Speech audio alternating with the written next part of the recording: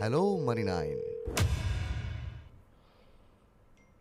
नमस्कार, आभार, अभिनंदन, स्वागत आप सभी का हेलो मनी नाइन। मेरा सवाल है मैं हूं विपुल सिंह। हफ्ते का पहला कारोबारी दिन और इसे कह सकते हैं दिवाली वाला हफ्ता, जिसमें कि शुरुआत आज भी ऐसी देखने को मिली। बाजार मजबूती के साथ खुले, लेकिन बढ़त को पूरी तरीके से बाजार ने गंवा दिया। उसके बाद से ऐसा लगा कि ये हफ्ता भी बाजार में गिरावट ही लेकर आएगा, लेकिन उसके बाद जो रिकवरी आई 24,134 का लो लगाने के बाद शानदार रिकवरी और 24,492 का आज हाई देखने को मिला है। हालांकि अभी देखें तो 238 अंक ऊपर निफ्टी 24,419 का स्तर देखने को मिल रहा है। एडवांस डिक्लाइन रेशियो पे भी नजर डालें तो पूरी तरीके से बुल्स की गिरफ्त बाजार पर नजर आ रही है। 1875 शेयर ऐसे हैं जो कि बढ़त के साथ कामकाज कर रहे हैं और 819 शेयरों में गिरावट देखने को मिल रही है। लेकिन सवाल और आशंका वही मन में है कि इस रिकवरी पे कितना भरोसा करें। ये रिकवरी जो है वो निकलने का मौका दे रही है या फिर अभी जो है ये रिकवरी चलती हुई दिखाई देगी। क्या डरना चाहिए इस रिकवरी से या फिर भरोसा लौटता हुआ बाजार में दिखाई दे रहा है? बॉटम क्या बन चुका है बाजार में? ऐसे कई सवाल हैं जिसके जवाब तलाशने की कोशिश आज के इस कार्यक्रम में करेंगे। नतीजे लगातार आ रहे हैं और एक्शन नतीजों का ही देखने को मिल रहा है, उस पर बातचीत करेंगे बजिंग स्टॉक्स में। और आज शानदार लिस्टिंग एक देखने को मिली हुई है और एक शानदार आईपीओ खुला हुआ है। वह क्या आईपीओ में समझेंगे कि आखिर में वहाँ आप क्या करना चाहिए और आखिर में चुन चुन के तो होगा ही। तो लगातार बने रहिए कार्यक्रम में हमारे साथ और रूबरू कराते हैं आज के खास मेहमान डॉक्टर रवि सिंह को। डॉक्टर रवि जी, बहुत बहुत स्वागत है आपका आज की इस चर्चा में जुड़ने के लिए। दीपावली के हफ्ते की काफ़ी शानदार शुरुआत, क्या ये रोशनी जगमगाती रहेगी या आपको लग रहा है ये छलावा है, इसमें फंसने की आवश्यकता नहीं है? धन्यवाद विपुल जी, फिर से मुझे यहाँ पर बुलाने के लिए। और सबसे पहले तो आपने बहुत अच्छी बात कही है, लेकिन हर बार दिवाली चमकती है, चमकदार होती है और लोगों को बहुत सी मनोकामनाएं होती हैं। तो पहले प्रभु से मेरी यही मनोकामना है कि आपकी जो भी मनोकामना है वो पूरी हो। जो लोग स्टॉक में इन्वेस्टमेंट कर रहे हैं वो लोग कि जल्दी से जल्दी रिकवरी हो। लेकिन स्ट्रैटेजी क्या होगी वो तो हम अभी डिस्कस करेंगे। लेकिन ये बात तो ठीक है, इस समय आपको दिवाली पिक्स जो मैं सबसे पहले बात करने जा रहा हूँ वो आपके लिए इसलिए है क्योंकि इस समय बहुत से ब्रोकिंग हाउसेज में आपको दिवाली पिक्स मिल रही होगी। लेकिन मैं उन दिवाली पिक्स से बहुत ज़्यादा इस बार खुश नहीं हूँ।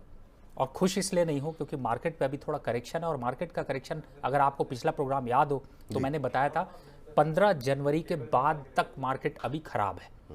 खराब है तो इसका मतलब है जो आज खरीदेंगे वो भी कम में मिलेगा। जब हम पिछली बार आए थे, बात कर रहे थे, पिछले हफ्ते थे, तब 23,800 पे थे, 24,800 पे थे, आज 24,300 पे पहुंच गए हैं। घूम फिर कर धीरे धीरे हम नीचे करेक्शन की तरफ जा रहे हैं और ये करेक्शन 23,500 से लेकर 23,300 और 400 तक जाएगा ही जाएगा। अब इतना बड़ा अगर करेक्शन है तो स्टॉक्स जो आज मिल रहे हैं वो दिवाली पे सेल आती है कभी कभी, तो सेल में और चीज़ें अच्छी मिलती हैं। तो मुझे लगता है कि आप लोग इन्वेस्टमेंट की जो रणनीति है भले साल भर के लिए बना रहे हो, लेकिन यहाँ पर रणनीति में थोड़ा रुक कर बनाएं। आज के दिन जरूरत किस बात की है फिर से समझिएगा। ये जो पूरा प्रोग्राम है, पूरा 1 घंटा 1.5 घंटा आपके पास है, पूरे अच्छे से विस्तृत समझिए, घबराइए नहीं, पैनिक मत होइए और किस तरीके से बुरी सिचुएशन को हैंडल किया जाता है वो हम यहाँ पर समझाने की बात करते हैं और समझते हैं कैसे स्ट्रैटेजी चेंज करेंगे। तो वहाँ पर फोकस रखें। फिलहाल मार्केट का जो ट्रेंड है वो क्लियर कट डाउन है। किसी भी बढ़त पे भरोसा ना करना आपके लिए ज़्यादा समझदारी। कई बार ऐसा होता है ना, जैसे कहते हैं बहुत से 10 यार मित्र होते हैं, उसमें कहते हैं उस पर भरोसा मत करो, इस पर मत भरोसा करो। आज का दिन जो है वो है कि आप मार्केट पे भरोसा अभी मत करो।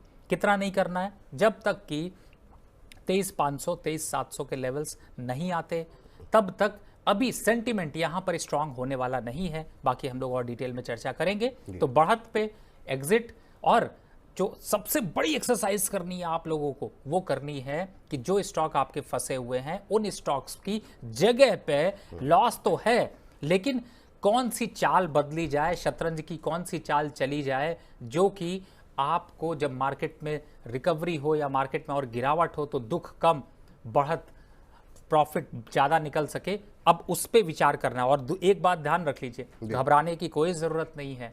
मार्केट में ये सिचुएशंस बड़ी नॉर्मल हैं अब स्ट्रैटेजी ये है कि आप पेशेंस लूज करके जिस दिन निकलेंगे उसी दिन से स्टॉक भागेगा। ये तो हमारे साथ हमेशा हम लोगों को देखने को मिला है। तो ऐसी सिचुएशन से बचने के लिए इस पूरे प्रोग्राम को फॉलो करिए। और जब तक ये प्रोग्राम स्टार्ट होता है, पहले आपसे एक ही रिक्वेस्ट है, व्हाट्सएप स्टेटस प्लीज़ शेयर कर लीजिए कि जिससे कि ज़्यादा से ज़्यादा विपुल जी को सपोर्ट मिल सके। कैमरा टीम भी है, मैंने पिछली बार भी रिक्वेस्ट करी थी, प्लीज़ एक बार फोटो खींच के लगाएं तो सही कि देखें 3-4-5 लोग बेचारे मेहनत कर रहे हैं। नहीं बिल्कुल सही पीछे से पीसीआर टीम मेहनत कर रही है, ये सिर्फ आपकी सेवा के लिए है, तो प्लीज़ उनकी सेवा को सफल बनाएं। धन्यवाद सर।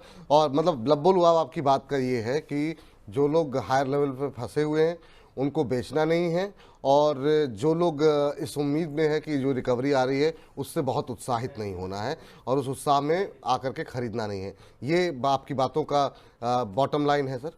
जी बिल्कुल, आपने विपुल जी सही बोला एकदम।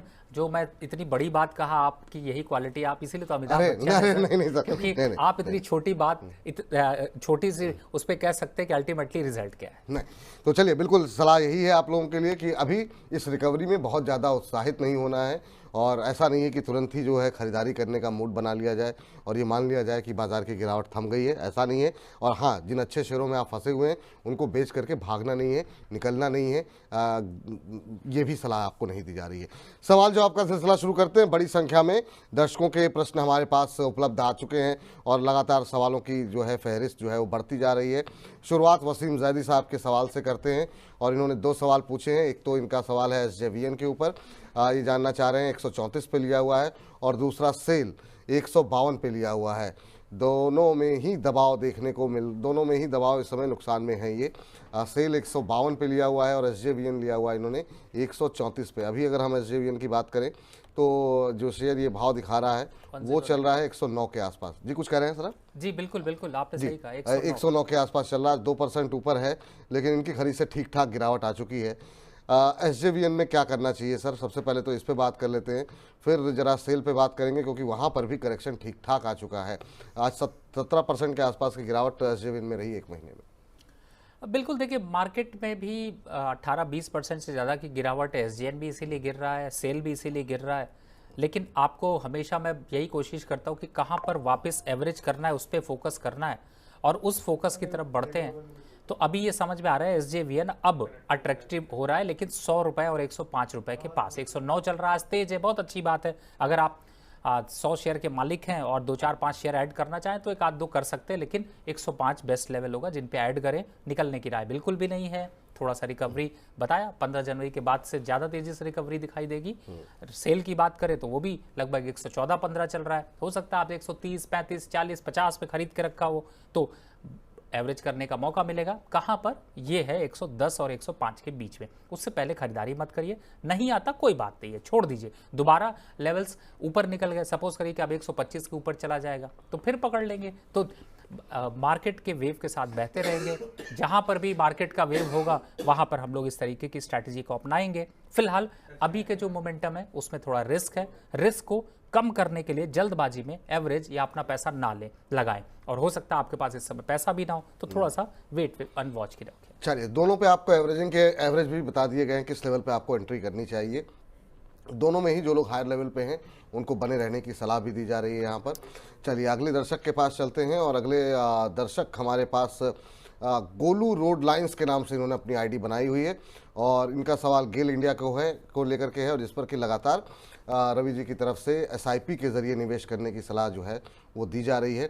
83 रुपये के भाव पर इन्होंने जो है ख़रीदा हुआ है, और अब ये जानना चाह रहे हैं क्या करना चाहिए। इनके पास 1000 शेयर जो है वो पड़े हुए हैं, और ये 83 पे लिए हुए हैं, तो अच्छे खासे मुनाफे में ये बैठे हुए हैं गेल के अंदर। और सर क्या सलाह रहेगी? बहुत कम लोग ऐसे आते हैं इस समय बाज़ार में जिनके पास जो लोग प्रॉफिट में हो, और ये गेल में प्रॉफिट में है, लोअर लेवल पे काफ़ी ख़रीदा हुआ है। क्या सलाह रहेगी? क्या इनके लिए भी SIP का रूट सही रहेगा? 1000 शेयर ऑलरेडी हैं इनके पास।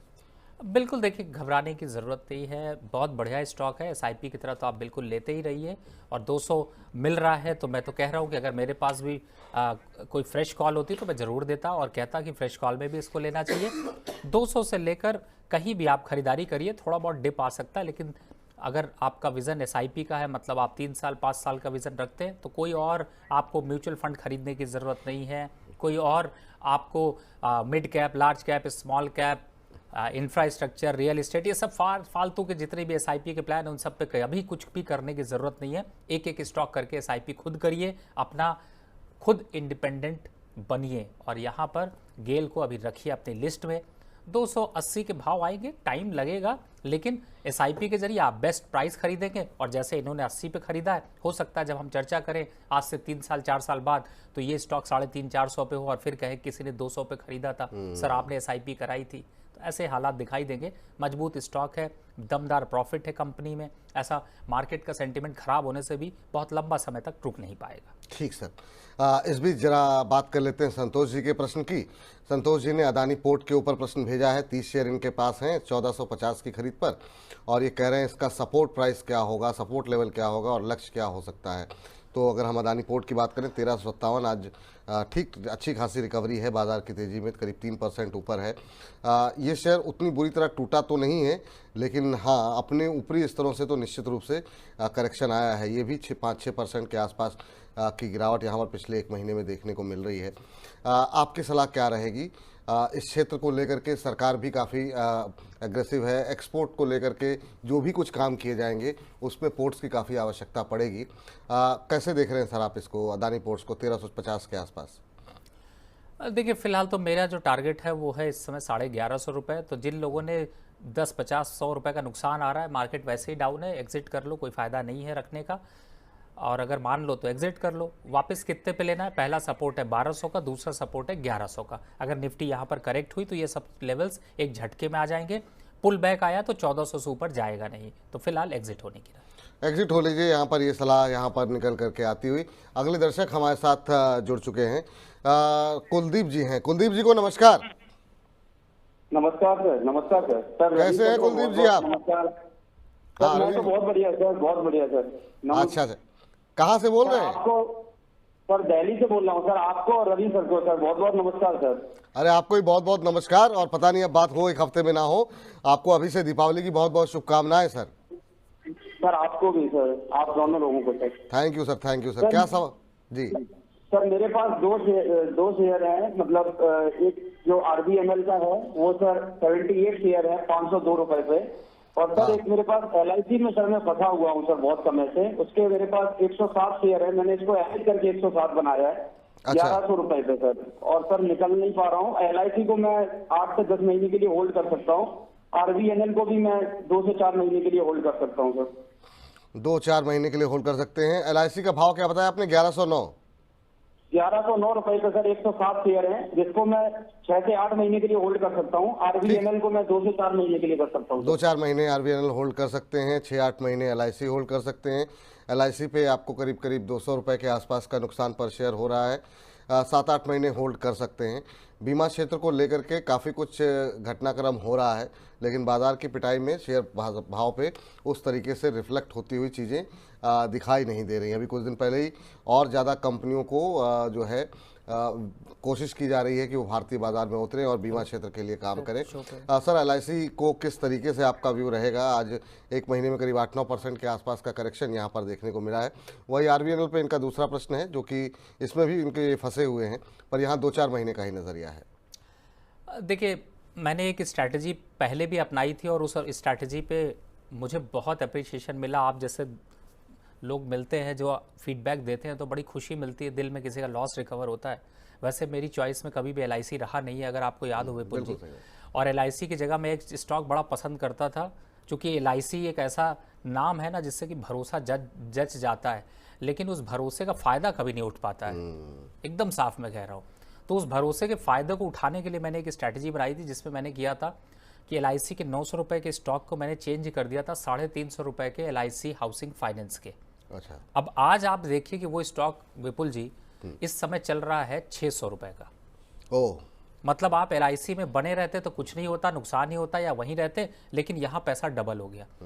अब अच्छी बात आपके लिए, गुणकारी बात यह है कि इस समय भी वही सेम चीज़ रिपीट हो रही है, क्योंकि इस स्टॉक ने हाई बनाया था LIC हाउसिंग फाइनेंस ने 826 रुपये का, और इस समय गिर रहा है और गिर करके 600 रुपये के पास चल रहा है।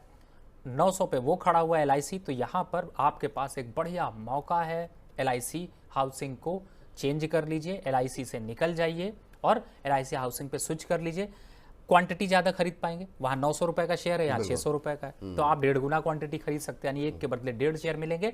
लॉस की रिकवरी ज़्यादा तेज हो जाएगी। 200 रुपये का लॉस यहाँ पर अगर 100 रुपये भी चल गया तो 200 रुपये का लॉस रिकवर हो जाएगा, और 100 रुपये चलने के हालात दिखाई दे रहे हैं। तो थोड़ा ये सिचुएशन चेंज कर लीजिए, मुझे लगता है आपका प्रॉफिट आ जाएगा और जल्दी आपको प्रॉफिट मिलेगा। ठीक। और दूसरा सर, इनका सवाल जो है वो RVNL के ऊपर भी था, जो कि इन्होंने 500 के ऊपर लिए हुए हैं, अभी 430 के आसपास चल रहा है। आज रिकवरी है, बाजार की रिकवरी में 430 431 के आसपास चल रहा है। और रेलवे पे आप क्या करें सर, लंबा समय हो गया, ये क्वार्टर के आसपास हो गए, लोग नुकसान में ही फंसे हुए हैं, एक क्वार्टर से ऊपर होता जा रहा है और अब लोगों का धैर्य भी जवाब दे रहा है। IRFC आज 5.5% ऊपर है, इरकॉन में 4.5% की तेज़ी है। क्या करना चाहिए, ये छोटी छोटी जो रिकवरी बीच बीच में आती है उसमें? देखिए, मैंने कुछ स्ट्रैटेजीज चेंज करी हैं पिछले हफ्ते, आपसे विपुल जी अगर याद होगा तो शेयर किया था। बिल्कुल। मैं फिर से रिपीट कर देता हूँ। पहली बात है, RVNL 410 से पहले खरीदना नहीं चाहिए। एवरेज करना है तो कर सकते हैं, थोड़ा लंबा समय देंगे मिल जाएगा। लेकिन इरकॉन की जगह जो लोग फंसे हुए थे उन सबको मैंने राय दी थी कि आप टेक्स इंफ्रा की तरफ मूव कर जाइए, अगर आपको याद हो। और IRFC मैंने कहा था 40-35 140 135, उस समय जब मैं बता रहा था तब 148 था, बीच में 135 का भाव आया, 31 भी आया, दुख लगा, लेकिन रिकवरी बड़ी फास्ट हो गई। तो फिर आपको यही स्ट्रैटेजी रखनी है, रेलवे काउंटर पे जो स्टॉक्स बताए उनकी तरफ मूव करके अभी कंटिन्यू रखें। RVNL 500 पे खरीदा, कोई बात नहीं है, वापस आ जाएंगे लेवल, टाइम लगेगा, 410 आता है, थोड़ा एवरेज कर लीजिए। स्टॉक्स अच्छे हैं और इन स्टॉक्स में 15-20% की रैली मार्केट रिकवर होने पे जल्दी दिखाई देगी। ठीक, चलिए, तो ये रिकवरी, ये माफ़ कीजिएगा, ये सलाह जो है आपके इन 2 शेयरों पे निकल करके आती हुई रेलवे शेयरों पर, और ख़ास तौर से जो दूसरा प्रश्न आपने किया था LIC को लेकर के, जहाँ पे LIC हाउसिंग फाइनेंस में स्विच करने की सलाह रवि जी की तरफ से दी गई है। अभिनंदन जी से बातचीत कर लेते हैं, हमारे साथ फोन लाइन पर हैं। अभिनंदन जी को नमस्कार। नमस्कार सर। अभिनंदन जी, बहुत बहुत अभिनंदन है आपका, बताइए कहाँ से बोल रहे हैं? सर मैं महेंद्रगढ़ डिस्ट्रिक्ट नारनौल तहसील हरियाणा से बोल रहा था। अच्छा, हरियाणा से बोल रहे हैं, बहुत अच्छी बात है सर। क्या प्रश्न पूछना चाह रहे हैं सर? दीपावली की बहुत बहुत शुभकामनाएं। थैंक यू सर, आपको भी। जी बताइए, क्या प्रश्न है? मेरा था सर, ये एक तो SCI शिपिंग कॉर्पोरेशन इंडिया है सर। हाँ बिल्कुल। इसके मैंने शेयर ले रखे हैं सर 387। किस भाव पर? ये सर 258.21। अच्छा, कब तक होल्ड कर सकते हैं? होल्डिंग की कोई परेशानी नहीं है सर। होल्डिंग की कोई परेशानी नहीं है, चलिए अच्छी बात है। 50 रुपये पर शेयर का आपको नुकसान हो रहा है। 387 शेयर सर इनके पास मौजूद हैं। और अभी क्या करना चाहिए? एक और सेक्टर, डिफेंस क्षेत्र से जुड़ी हुई कंपनी, और इसमें मझगांव के अंदर जब रैली आई थी तब थोड़ी सी सुस्ती यहाँ पर रही थी, लेकिन अभी 50 रुपये के आसपास के नुकसान पे शिपिंग कॉर्पोरेशन पे हैं। क्या ये जो रिकवरी बाज़ार में है ये इनको थोड़ी राहत देगी? क्योंकि आज डिफेंस को लेकर के प्रधानमंत्री की तरफ से भी कई सारे स्टेटमेंट आए हैं, और टाटा की तरफ से जो एक नया वायुयान के प्लांट का उद्घाटन जो आज किया गया है, उसके चलते भी आज हम देख रहे हैं डिफेंस शेयरों में फिर से जान आती हुई दिखाई दे रही है। गार्डन रिच 2.5% ऊपर है, और इसके अलावा मझगांव में भी रिकवरी देखने को मिल रही है। आपकी टिप्पणी क्या होगी? देखिए, मैं तो यही सजेस्ट करूंगा कि फिलहाल आपका चूंकि लंबा समय है, अच्छा है, मौका है, 180 का लेवल, 190 का लेवल लिख लीजिए, उन लेवल्स पर आता है और दोबारा मौका, आपके पास कुछ पैसा फंड इकट्ठा होता है तो लीजिएगा। और रही बात डिफेंस काउंटर की, देखिए थोड़ा बहुत तो रिकवरी वापस दिखाएंगे, लेकिन अभी अच्छे संकेत करेक्शन के भी दिखाई देंगे। तो फिलहाल अभी जो पोजीशन एग्जिस्टिंग है उस पर बहुत ज़्यादा परेशान मत होइए, अपने पोर्टफोलियो से डाइवर्ट कर दीजिए, जिससे कि आप बार बार देख के पैनिक ना खाएं। होल्ड करके रखिए, थोड़ा समय दीजिए। चलिए, होल्ड करके रखिए, थोड़ा समय दीजिए, ये सलाह निकल करके आती हुई। सर, चूँकि बात यहाँ पर शुरू हुई है और आज एक नए प्लांट का उद्घाटन भी हुआ है, तो ओवरऑल डिफेंस पे थोड़ा सा एक बार जैसे आप रणनीति बनाते हैं, वो हम रणनीति बनाना चाहेंगे आपके साथ, खासतौर से HAL को लेकर के, क्योंकि एक नए विमान का निर्माण जो है भारत में प्रारंभ होगा। 2026 तक इसकी जो है डिलीवरी, उत्पादन कार्य पर कंप्लीट हो जाएगा। HAL में क्या करना चाहिए? 4173 के आसपास। BDL में क्या करना चाहिए? BEML में क्या करना चाहिए? इन पे अगर आप एक सिलसिलेवार तरीके से अगर कुछ लेवल्स बता सकें तो जो दर्शक देख रहे हैं, जो लोग यहाँ पे पोजीशन जिनकी फंसी हुई है, उनके लिए बड़ी राहत होगी। देखिए, ये सारे स्टॉक्स डिफेंस काउंटर के अगर आप देखेंगे तो आप पाएंगे कि एक अच्छी करेक्शन यहाँ पर दिखा चुके हैं। इनफैक्ट मैं अगर डेटा को यहाँ पर एक बार एनालाइज करने की कोशिश करता हूँ तो मैं ये देख पा रहा हूँ कि डिफेंस काउंटर में, चलिए एक कंपैरिजन मुझे मिल गया है तो मैं वो आपको बताता हूँ। इस समय अगर मैं डिफेंस काउंटर को देखता हूँ तो डिफेंस काउंटर जनवरी से अब तक में, 1 जनवरी से, पिछले 1 जनवरी से आज में 24% के रिटर्न पर खड़ा हुआ है अभी भी, मतलब ऐसा नहीं कि नुकसान है।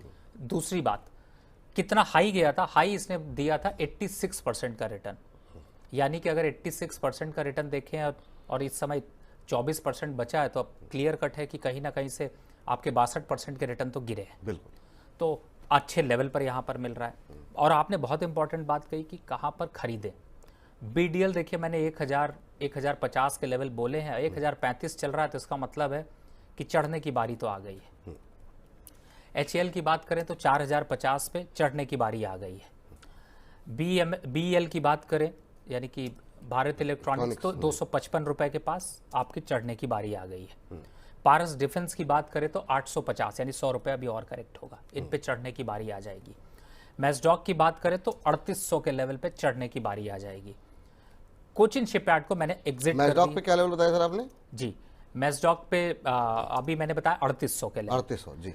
कोचिन शिपयार्ड को मैंने अभी रीसेंट डेज पे, आपको याद होगा लास्ट प्रोग्राम में मैंने एग्जिट दिया कि अब इससे एग्जिट कर लीजिए और अपनी शिफ्टिंग किसी में भी कर लीजिए, चाहे एचएल ले लीजिए, चाहे बीडीएल ले लीजिए, चाहे बीएमएल ले लीजिए, लेकिन कोचिन शिपयार्ड से एक बार एग्जिट करना पड़ेगा। 1850 से ऊपर जा नहीं पाएगा। वापस गिरावट बढ़ी, 1350 रुपए के पास आ गया है। बिल्कुल। जीआरएससी यहाँ पर भी थोड़ा सा दुविधा दिख रही है, लेकिन एक और स्टॉक पिछली बार ऐड किया था, मरीन। हाँ बिल्कुल बिल्कुल। तो मरीन अभी 200 रुपए पे चल रहा है, 180 तक मैक्सिमम डिप मार सकता है। तो ये जो लेवल्स मैंने आपको बताए हैं, इन लेवल्स पे एक्यूमुलेट करना शुरू कर दीजिए। मैं ये नहीं कह रहा ये लेवल्स के बाद कोई और गिरावट नहीं होगी, थोड़ी बहुत होगी, लेकिन जो आप रैली देखते हैं ना एक दिन में 5% वाली, वो कम से कम एक फायदा देती हुई नजर आएगी। तो यहाँ पर इसका फायदा उठाइए और फिलहाल अभी के हिसाब से इन स्टॉक्स को जो लेवल बताए उनको नोट कर लीजिए। और खरीदारी कितनी करनी है, फ्रेश इन्वेस्टर अगर पहली बार खरीद रहा है तो सिर्फ 20%, एवरेज कर रहे हैं तो 10%, इससे ज्यादा कुछ नहीं करना। स्ट्रैटेजी यही रखिए, बिलीव करिएगा कि मार्केट से प्रॉफिट निकालने वाला भी मैं ही होगा। और आपको जो ये फंसे हुए सारे लोग हैं ना, आप लोग आने वाले 6-8 महीने में वापस से मेरा और यहाँ पर विपुल जी का धन्यवाद जरूर करते हुए नजर आए। चलिए, ये अच्छी बात है। और बीडीएल, एचएल, बीएल, ये 3 शेयर ऐसे हैं जिनमें कि आप करंट लेवल के आसपास भी खरीदारी कर सकते हैं। पारस डिफेंस में नीचे आने पर मझगांव डॉक के लिए जो लेवल बताए गए हैं वो 3800, कोचिन शिपयार्ड में एग्जिट करने की सलाह है।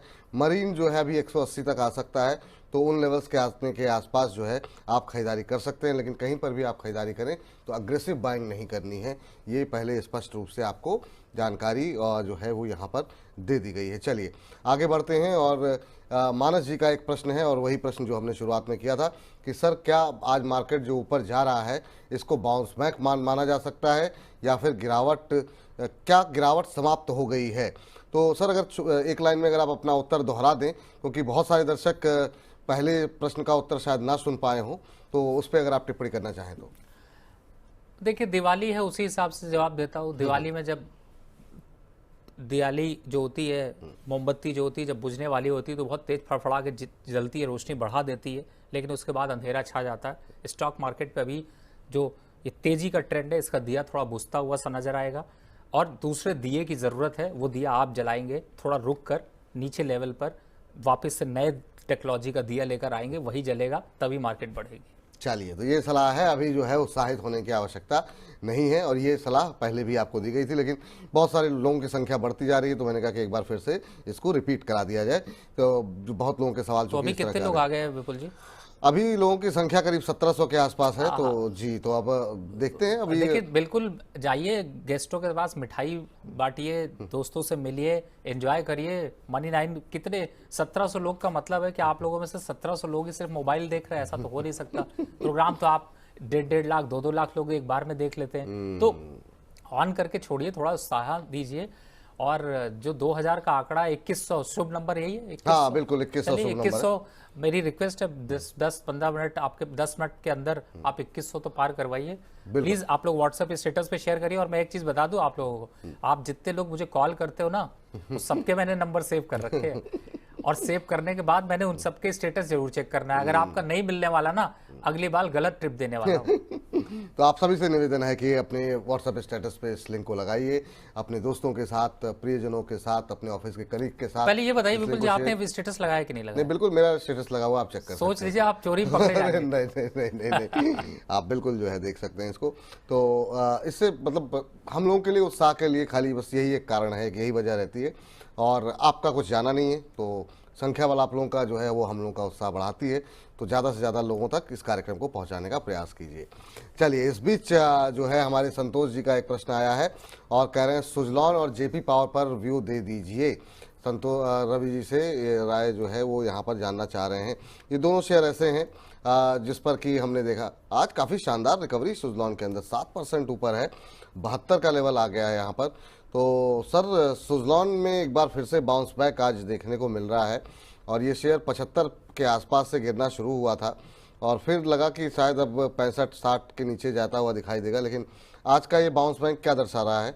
क्या ये दोबारा अपना जो प्रीवियस हाई था इसका 86 रुपये के आसपास, 85-86, उसको छूता हुआ दिखाई देगा? देखिए, मैंने एक पुरानी कहावत अभी जो सुनी थी वही आपके साथ शेयर करी कि दिया बुझने से पहले बहुत तेज जलता है।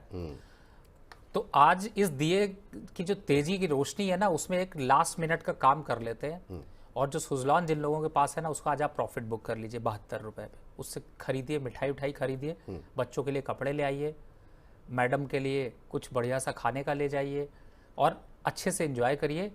दिवाली के बाद इसी को हम लोग 65 रुपये पे दोबारा ले लेंगे। आपका सौदा नहीं नुकसान जाने दूंगा।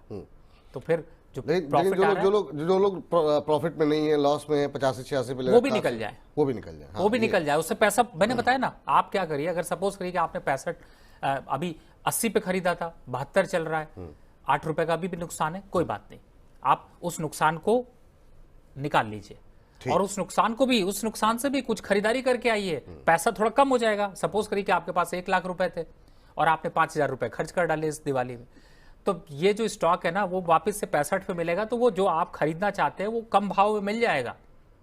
तो यहां पर आपका जो कैलकुलेशन है वो एकदम फिट बैठेगा। प्रॉफिट बुक कर लीजिए, सुजलॉन से एग्जिट कर लीजिए, दम वम कुछ है नहीं, दिवाली के बाद देखेंगे, लेना होगा तो फिर ले लेंगे, लेकिन फिलहाल 65 पहले आएगा। यही स्ट्रेटजी क्या जेपी पावर पे भी रहेगी?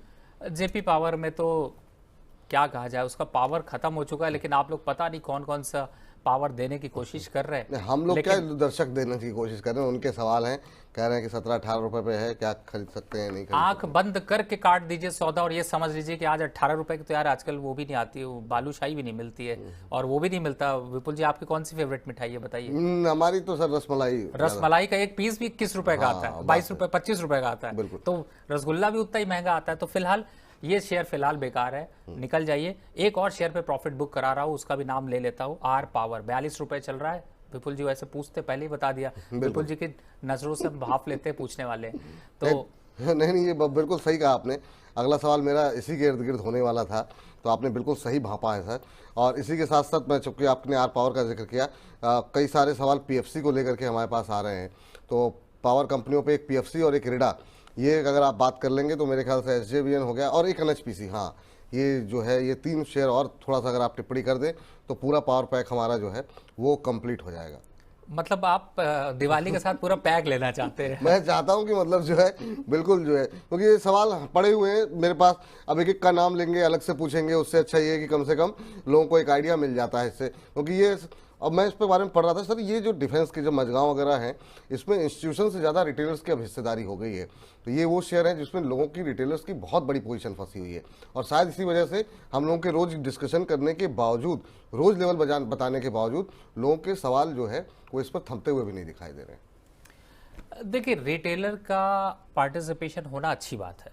उससे होता क्या है कि स्टॉक जो है वो अब यहाँ पर जो एक मैनिपुलेशन देखने को मिलता है वो बहुत कम मिलता है, और रिटेलर का जो इन्वेस्टमेंट है वो वैसे भी बहुत लंबा होता है, जल्दी निकलने की कोशिश नहीं करते। प्रॉफिट आता है, थोड़ा और लालच बढ़ता है, फिर थोड़ा बढ़ जाता है, फिर और लालच थोड़ा आता है। वो देखिए ह्यूमन नेचर है, बना कर रखिए लालच। जब तक ग्रीड आपके साथ जिंदा है, आप जिंदा है। अगर आप लालच नहीं कर रहे हैं तो फिर इसका मतलब आप जिंदा नहीं है। तो मुझे ऐसा लगता है कि उसके साथ आप बिल्कुल रखिए। स्टॉक मार्केट में तो लालच ही सबसे बड़ा है, लेकिन उस लालच को मैनेज करने का बस तरीका सीखिए। आपने बड़ी गहरी सोच के साथ पूछ लिया। मैं एक चुन चुन के स्टॉक सोच रहा था कि कौन सा दूं, एक तो दिया दूसरा स्टॉक मैं अभी लीक कर देता हूँ, पीछे से धीरेन्द्र भाई बैठे होंगे, जी। मुझे उम्मीद है नोट कर लेंगे। हाँ हाँ बिल्कुल। पीटीसी इस समय चल रहा है 175 रुपए, और मुझे ये चुन चुन के स्टॉक पे भी अच्छा लग रहा है। खरीदारी की राय है। करंट लेवल पर वापस से 220 के टारगेट हैं, यानी कि कम से कम यहाँ से देखा जाए तो 20-25% की रैली दिख सकती। स्टॉप लॉस 160 का बनता है। तो ये चुन चुन के स्टॉक मैंने लीक कर दिया। बहुत अच्छा किया सर आपने, बीच बीच में लोगों को खरीदारी के मौके भी मिलते रहे, क्योंकि आपने तो फिलहाल के लिए खरीदारी करने के लिए ज़्यादातर शेयरों में मना कर रखा है, लेकिन बीच बीच में आपने ये जो मौका दिया है, लोगों को थोड़ा सा उत्साह बनता हुआ दिखाई देगा। 175-176 के आसपास चल रहा है। स्टॉप लॉस कितना बताया सर आपने? 160 जी, 160 का स्टॉप लॉस लगाइए। 220 रुपए का लक्ष्य यहाँ पर देखने को मिल सकता है। और जो दर्शक कभी नहीं हमारे साथ है, आखिर में जुड़ेंगे, उनको भी इसको हम रिपीट करके ग्राफिक्स के साथ भी आप लोगों को दिखा दिया जाएगा। तो पीटीसी पे तो ये राय हो गई, पीएफसी और इरिडा पे भी कंप्लीट कर लीजिए सर अपनी बात, फिर सवाल लेते हैं दर्शक का। देखिए बस एक जो मुझे जो आपने पीएफसी की बात करी, देखिए आज 450 चल रहा है, 480 तक आ जाएगा, लेकिन फिलहाल फ्रेश खरीदारी करने की राय नहीं है। जो पोजीशन एग्जिस्टिंग उसी को अभी मैनेज करिए, रिस्क नहीं बढ़ाते हैं। थोड़ा दिवाली के लिए पैसा इकट्ठा करके रखिए, बाहर रखिए, बहुत ज़्यादा खरीदारी करने की राय नहीं है। अब आ जाते हैं इरिडा पे। देखिए इरिडा पे मैंने एक स्ट्रैटेजी चेंज करी थी और लास्ट वीक डिस्कस करी थी। इरिडा की जगह मैंने सारी पोजीशन काट करके एनएचपीसी ले लिया था, 78 और 80 रुपए पे। ओके, अगर आप चाहे तो इस पे एक और फ्रेंड ऐड कर सकते हैं, जिसे मैंने अभी दिया है।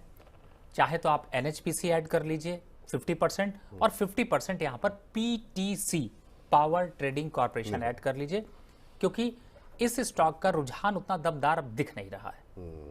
इरिडा का, इस इरिडा में वो स्ट्रेंथ दिखाई नहीं दे रही। आप फंसे हैं, फंसे रहेंगे, रिटर्न आने की प्रोबेबिलिटी कम है। चलेगा तो भी थक जाएगा, और थका रहा तो रुका रहेगा, रुका रहा तो चलेगा नहीं। तो सारी चीजें थोड़ी सी अगेंस्ट हो रही है। तो यहाँ पर चाल बदलने की जरूरत है। कई बार शतरंज खेलते समय आप लोग चाल बदलते हैं, कई बार रास्ता बदलते हैं। बिल्ली रास्ता काट जाए तो भी बदल लेते हैं। बिल्कुल सही बात है। तो वो बिल्ली रास्ता काट रही है और वहां पर इंडिकेट कर रही है दो भाइयों को, जिसका नाम है एनएचपीसी और एक का नाम है पीटीसी। चलिए, तो इरिडा जी, तो इरिडा पे सलाह ये है तमाम लोगों के लिए जो लोग अभी भी हायर लेवल पे हैं, एक बार के लिए एग्जिट कर लीजिए। अभी करंट भाव पे जो है वो आप एनएचपीसी ले सकते हैं, 79 के आसपास चल रहा है, यहाँ पे खरीदारी करने की सलाह है। दूसरी जो कंपनी है वो है पीटीसी, जो कि चुन चुन के का भी आज का हिस्सा रहेगी, वहाँ पे भी खरीदारी करने की सलाह है। और इन दोनों में ही मेरे लंबी अवधि के लिए भी खरीदारी आप कर सकते हैं। मैं गलत तो नहीं कह रहा हूँ रवि जी? बिल्कुल बिल्कुल सर, बिल्कुल आप सही कह रहे हैं जी। तो इन दोनों में ही आप लंबी अवधि के लिए भी खरीदारी कर सकते हैं। बाकी जो लेवल बताए गए हैं वो भी आप खरीदारी करके चल सकते हैं। चलिए, हमारे साथ एक दर्शक बहुत देर से मौजूद हैं, उनसे बातचीत कर लेते हैं। नमस्कार सर। नमस्कार सर। जी नमस्कार, जितेंद्र जी सुन पा रहे हैं आप मुझे? जी सर, दिवाली का रवि सर को आपको सर नमस्कार सर, पोशिया टीम को भी नमस्कार सर। बहुत टाइम के बाद कॉल लगा है हमारा सर। अरे सर, बिल्कुल बिल्कुल सर, माफ़ी चाहेंगे कि आपको इतना लंबा इंतज़ार करना पड़ा। और आपको भी दीपावली की बहुत बहुत शुभकामनाएं। आपका पोर्टफोलियो हमेशा जो है दीपावली के दियों की तरह जगमगाता रहे, यही हमारी कामना है। बताइए सर, कैसे याद किया, क्या सवाल है आपके? सर बीएससी का शेयर ले रखा है सर, 4880 के है सर, लॉस में है अभी तो फिलहाल। बीएससी आपने ले रखा है? जी सर। और रवि सर कभी कभी सोमवार को बहुत छुट्टी मारते हैं सर। सर ये शिकायत अब कम से कम 2 हफ्तों से तो नहीं मतलब आ रहे हैं कार्यक्रम में, तो ये शिकायत आप ही लोग कर सकते हैं। जी जी जी, बहुत टाइम से सर हमने देखा सर, वो छुट्टी मार रहे सर। हम तो छुट्टी नहीं मारते प्रोग्राम की सर, रवि सर छुट्टी मार लेते हैं घर। वाह वाह वाह, देखिए सर, ये देखिए, कह रहे हैं हम कभी छुट्टी नहीं मारते कार्यक्रम में, और रवि जी छुट्टी मार लेते हैं बीच बीच में सोमवार के दिन। तो ये शिकायतें लोगों की हैं सर, और ये शिकायतें कमेंट बॉक्स में भी आती हैं, और ये आपके सामने शिकायत आ रही है। और बीएससी इन्होंने ले रखा है 4800 पे। पहले तो शिकायत का जवाब दीजिए, और 4800 पे इन्होंने लिया हुआ है, क्या करना चाहिए बीएससी पर? देखिए छुट्टी मारने की वैसे मेरा खुद का मन नहीं मानता, और इसीलिए मैं कोशिश करता हूँ अगर विपुल जी का शो छूट जाता है तो फ्राइडे का विवेक जी का शो आता है, उस पर आ जाऊँ कि आप लोगों को जवाब दे पाऊँ। और क्षमा चाहूँगा, कुछ व्यस्तता कई बार ऐसी हो जाती है, घर परिवार आपके भी है, हमारे भी है, तो कुछ जिम्मेदारियाँ होती हैं जिन्हें निभाना पड़ता है। तो उस चक्कर में कई बार जब आप एक फैमिली में रहते हैं तो फैमिली के ऑर्डर्स मानने पड़ते हैं, तो ऐसी वजह हो जाती है। लेकिन क्षमा चाहूँगा फिर भी आपको अगर ऐसा दुख हो रहा है तो। लेकिन यहाँ पर सर थोड़ा दुख बढ़ने वाला है। सबसे बड़ी बात है, मैं ये जानता हूँ कि किस चैनल की पैदाइश है और किस चैनल की फरमाइश है जिस पे आपने बीएससी का स्टॉक लिया है। तो आपसे ये कहूँगा कि सर इधर उधर के चैनल फॉलो करना पहले तो छोड़ दीजिए। 4800 पे समझदार आदमी, अंधा आदमी भी खरीदने की राय बिल्कुल नहीं देगा। एनएससी अगर मिल रहा होता तो सोचते। अभी चल रहा है 4100 और जल्दी हम इसके लेवल को 3500 देखेंगे। तो आपसे एक रिक्वेस्ट होगी, इसको काट दीजिए। काट कर जो अभी हम लोग चर्चा कर रहे हैं उन स्टॉक्स को ले लीजिए, रिकवरी फास्ट हो जाएगी। अगर इसको लेना ही है तो आप लीजिएगा 3500 के 3400 के पास। और जो वो सुबह मॉर्निंग गुरु मंत्र गुरु ज्ञान आता है ना, उससे थोड़ा बचिए। वहां पर वही स्टॉक चिपकाए जा रहे हैं जो बहुत ज़्यादा हायर पर हैं, और हायर पे बाय करने वाला जब लोअर लो की तरफ आता है तो कमर के बल गिरता है, स्टॉक चल नहीं पाता है। और अभी फिलहाल के हिसाब से, सरकार की नीति के हिसाब से, सेबी की रणनीति के हिसाब से जो रिस्ट्रिक्शंस आई हैं उनका निगेटिव इम्पैक्ट होगा। निगेटिव इम्पैक्ट में ब्रांडिंग कंपनीज दबाकर ब्रांडिंग कर रही हैं, टीवी चैनल्स पर चला रही हैं, आपको बिका रही है, आपको घुसा रही है, आप फंस रहे हैं। तो मेरे हिसाब से दूरी बना लीजिए, एग्जिट कर लीजिए। जिनके पास भी बीएससी के स्टॉक है, प्रॉफिट में है, आंख बंद करिए। एमसीएक्स और बीएससी प्रॉफिट बुक कर लीजिए। इन शेयरों में 10 से 15% की गिरावट आने वाली है। एमसीएक्स और बीएससी दोनों में ही प्रॉफिट बुक करने की या फिर लॉस बुक करने, दोनों की सलाह है सर? लॉस भी है अगर तो बुक कर लें, जैसे इनको लॉस हो रहा है इसलिए बुक कर लीजिए क्योंकि नीचे मिलने वाले हैं ना, यहाँ से 20% नीचे मिलेंगे तब लेंगे। ठीक ठीक, लॉस बुक कर लीजिए, प्रॉफिट बुक कर लीजिए जहां पर भी आपने लिया हो। एग्जिट की सलाह फिलहाल के लिए इन दोनों शेयरों में निकल के आ रही। बहुत सारे दर्शकों के सवाल आ रहे हैं वारी एनर्जीज को लेकर के, आईपीओ अलॉटमेंट हुआ है, क्या करूं? तो सर अभी उसके लिए वाह के आईपीओ है सेगमेंट का, थोड़ा सा वेट कर लीजिए आप, थोड़ी देर में हम लोग उस पर बातचीत करेंगे और वहाँ पे आप इस बारे में बातचीत कर सकते हैं। सर आज हम देख रहे हैं कि जो ओएमसीज हैं उनमें रिकवरी आज अच्छी खासी देखने को मिल रही है। क्या करना चाहिए एचपीसीएल बीपीसीएल पे? कई सारे सवाल उस पर हैं, हमारे पास आए हुए हैं। उस पर क्या सलाह रहेगी आपकी? अभी क्या बने रहें, एग्जिट करें एचपीसीएल बीपीसीएल आईओसी? देखिए बिल्कुल बने रहना चाहिए, लेकिन मुझे लगता है विपुल जी एक जो आपने टीज कही है वो थोड़ी मुझे चुभ रही है। कौन सी सर? कि वारी एनर्जी पे लोग परेशान है, आईपीओ पे तो हम चर्चा करेंगे, लेकिन तब तक ये कहते हैं कि आप लोग एग्जिट कर लीजिए। अच्छा, एग्जिट कर ऐसा ना हो कि लेवल थोड़े और नीचे मिले। ठीक तो है। इसलिए एक बार को यहाँ पर मैं वारी एनर्जी सॉरी बोल नहीं, रहा नहीं, हूँ, बिल्कुल, लेकिन बिल्कुल, मैं आईपीओ सेगमेंट पे भी डिटेल में बताऊंगा क्यों एग्जिट करा रहा हूँ। लेकिन फिलहाल एक बार को एग्जिट बनता है, बुक करना बनता है, नुकसान बढ़ सकता है। ठीक। तो यहाँ पर मौका मिला है, एग्जिट कर लीजिए, बढ़िया प्रॉफिट आ रहा है, लिस्टिंग अच्छी हुई है तो फायदा लीजिए, बुक करिए। जिनको मिल गया है वो एक बार के लिए एग्जिट कर लें। 100% करना है वो भी। हर बार जैसे हम कहते थे कि 50% छोड़ दीजिए, ये कर दीजिए, कुछ नहीं करना, 100% बुक करिए, घर वालों के लिए बुके ले जाइए। अच्छी बात भी है कि इस तरह के वोलेटाइल मार्केट में क्यों बिना मतलब पोजीशन लेकर के जाना। अच्छे प्रॉफिट मिल गए, बाकी जगहों पे आपको लॉस हो रहा था, यहाँ पर आपको 60% 70% का रिटर्न मिल रहा है और इतने भाग्यशाली आप रहे कि आपको अलॉटमेंट मिल गया क्योंकि बहुत ओवर सब्सक्राइब हुआ था। तो प्रॉफिट बुक कर लीजिए, वो सलाह आपके लिए निकल करके आ रही है। अब दूसरा सवाल है एफकॉन्स में पैसे लगाने की नहीं, क्या वहाँ भी ऐसा रिटर्न मिलेगा? उसके लिए वाह के आईपीओ देखिए, वारी का तो जो है खुलासा नहीं, जो है। एक और मैं बता देता हूँ। हाँ। वारी में कहाँ पर वापस इन्वेस्टमेंट करनी है वो मैं उसी पे डिस्कस। चलिए ठीक है, वारी में दोबारा कहाँ एंट्री करनी है वो बताएंगे आपको वाह के आईपीओ है में। जी सर, अब जो है मेरा सवाल ओएमसीज को लेकर के था सर। देखिए ओएमसीज में करेक्शन बहुत अच्छे आए हैं, लेकिन यहाँ पर एसआईपी का मौका मिल रहा है, तो आप एसआईपी के रूट से जाइए। एसआईपी का मतलब है कहीं जाकर आपको कोई एसआईपी प्लान नहीं खरीदना है, हर महीने बचत करिए और मंथ के 15 तारीख नोट कर लीजिए या मंथ की 30 तारीख नोट कर लीजिए। उस दिन उन 4-5 स्टॉक्स एचपीसीएल, बीपीसीएल, आईओसी, इन सभी को उसी हिसाब से डिवाइड करके धीरे धीरे खरीदते रहिए। 3-5 साल बाद देखेंगे कि आप मल्टी बैगर बने और मल्टी मिलियर बनेंगे तो हमें याद रखेंगे। ठीक है सर। चलिए तिवारी जी हमारे साथ मौजूद हैं, फटाफट उनका सवाल लेते हैं। तिवारी जी को नमस्कार। नमस्कार विपुल जी। नमस्ते Ravi ji. Happy Diwali to both. Happy Diwali sir, आपको भी दीपावली की बहुत बहुत शुभकामनाएं। बताइए सर क्या सवाल पूछना चाह रहे हैं?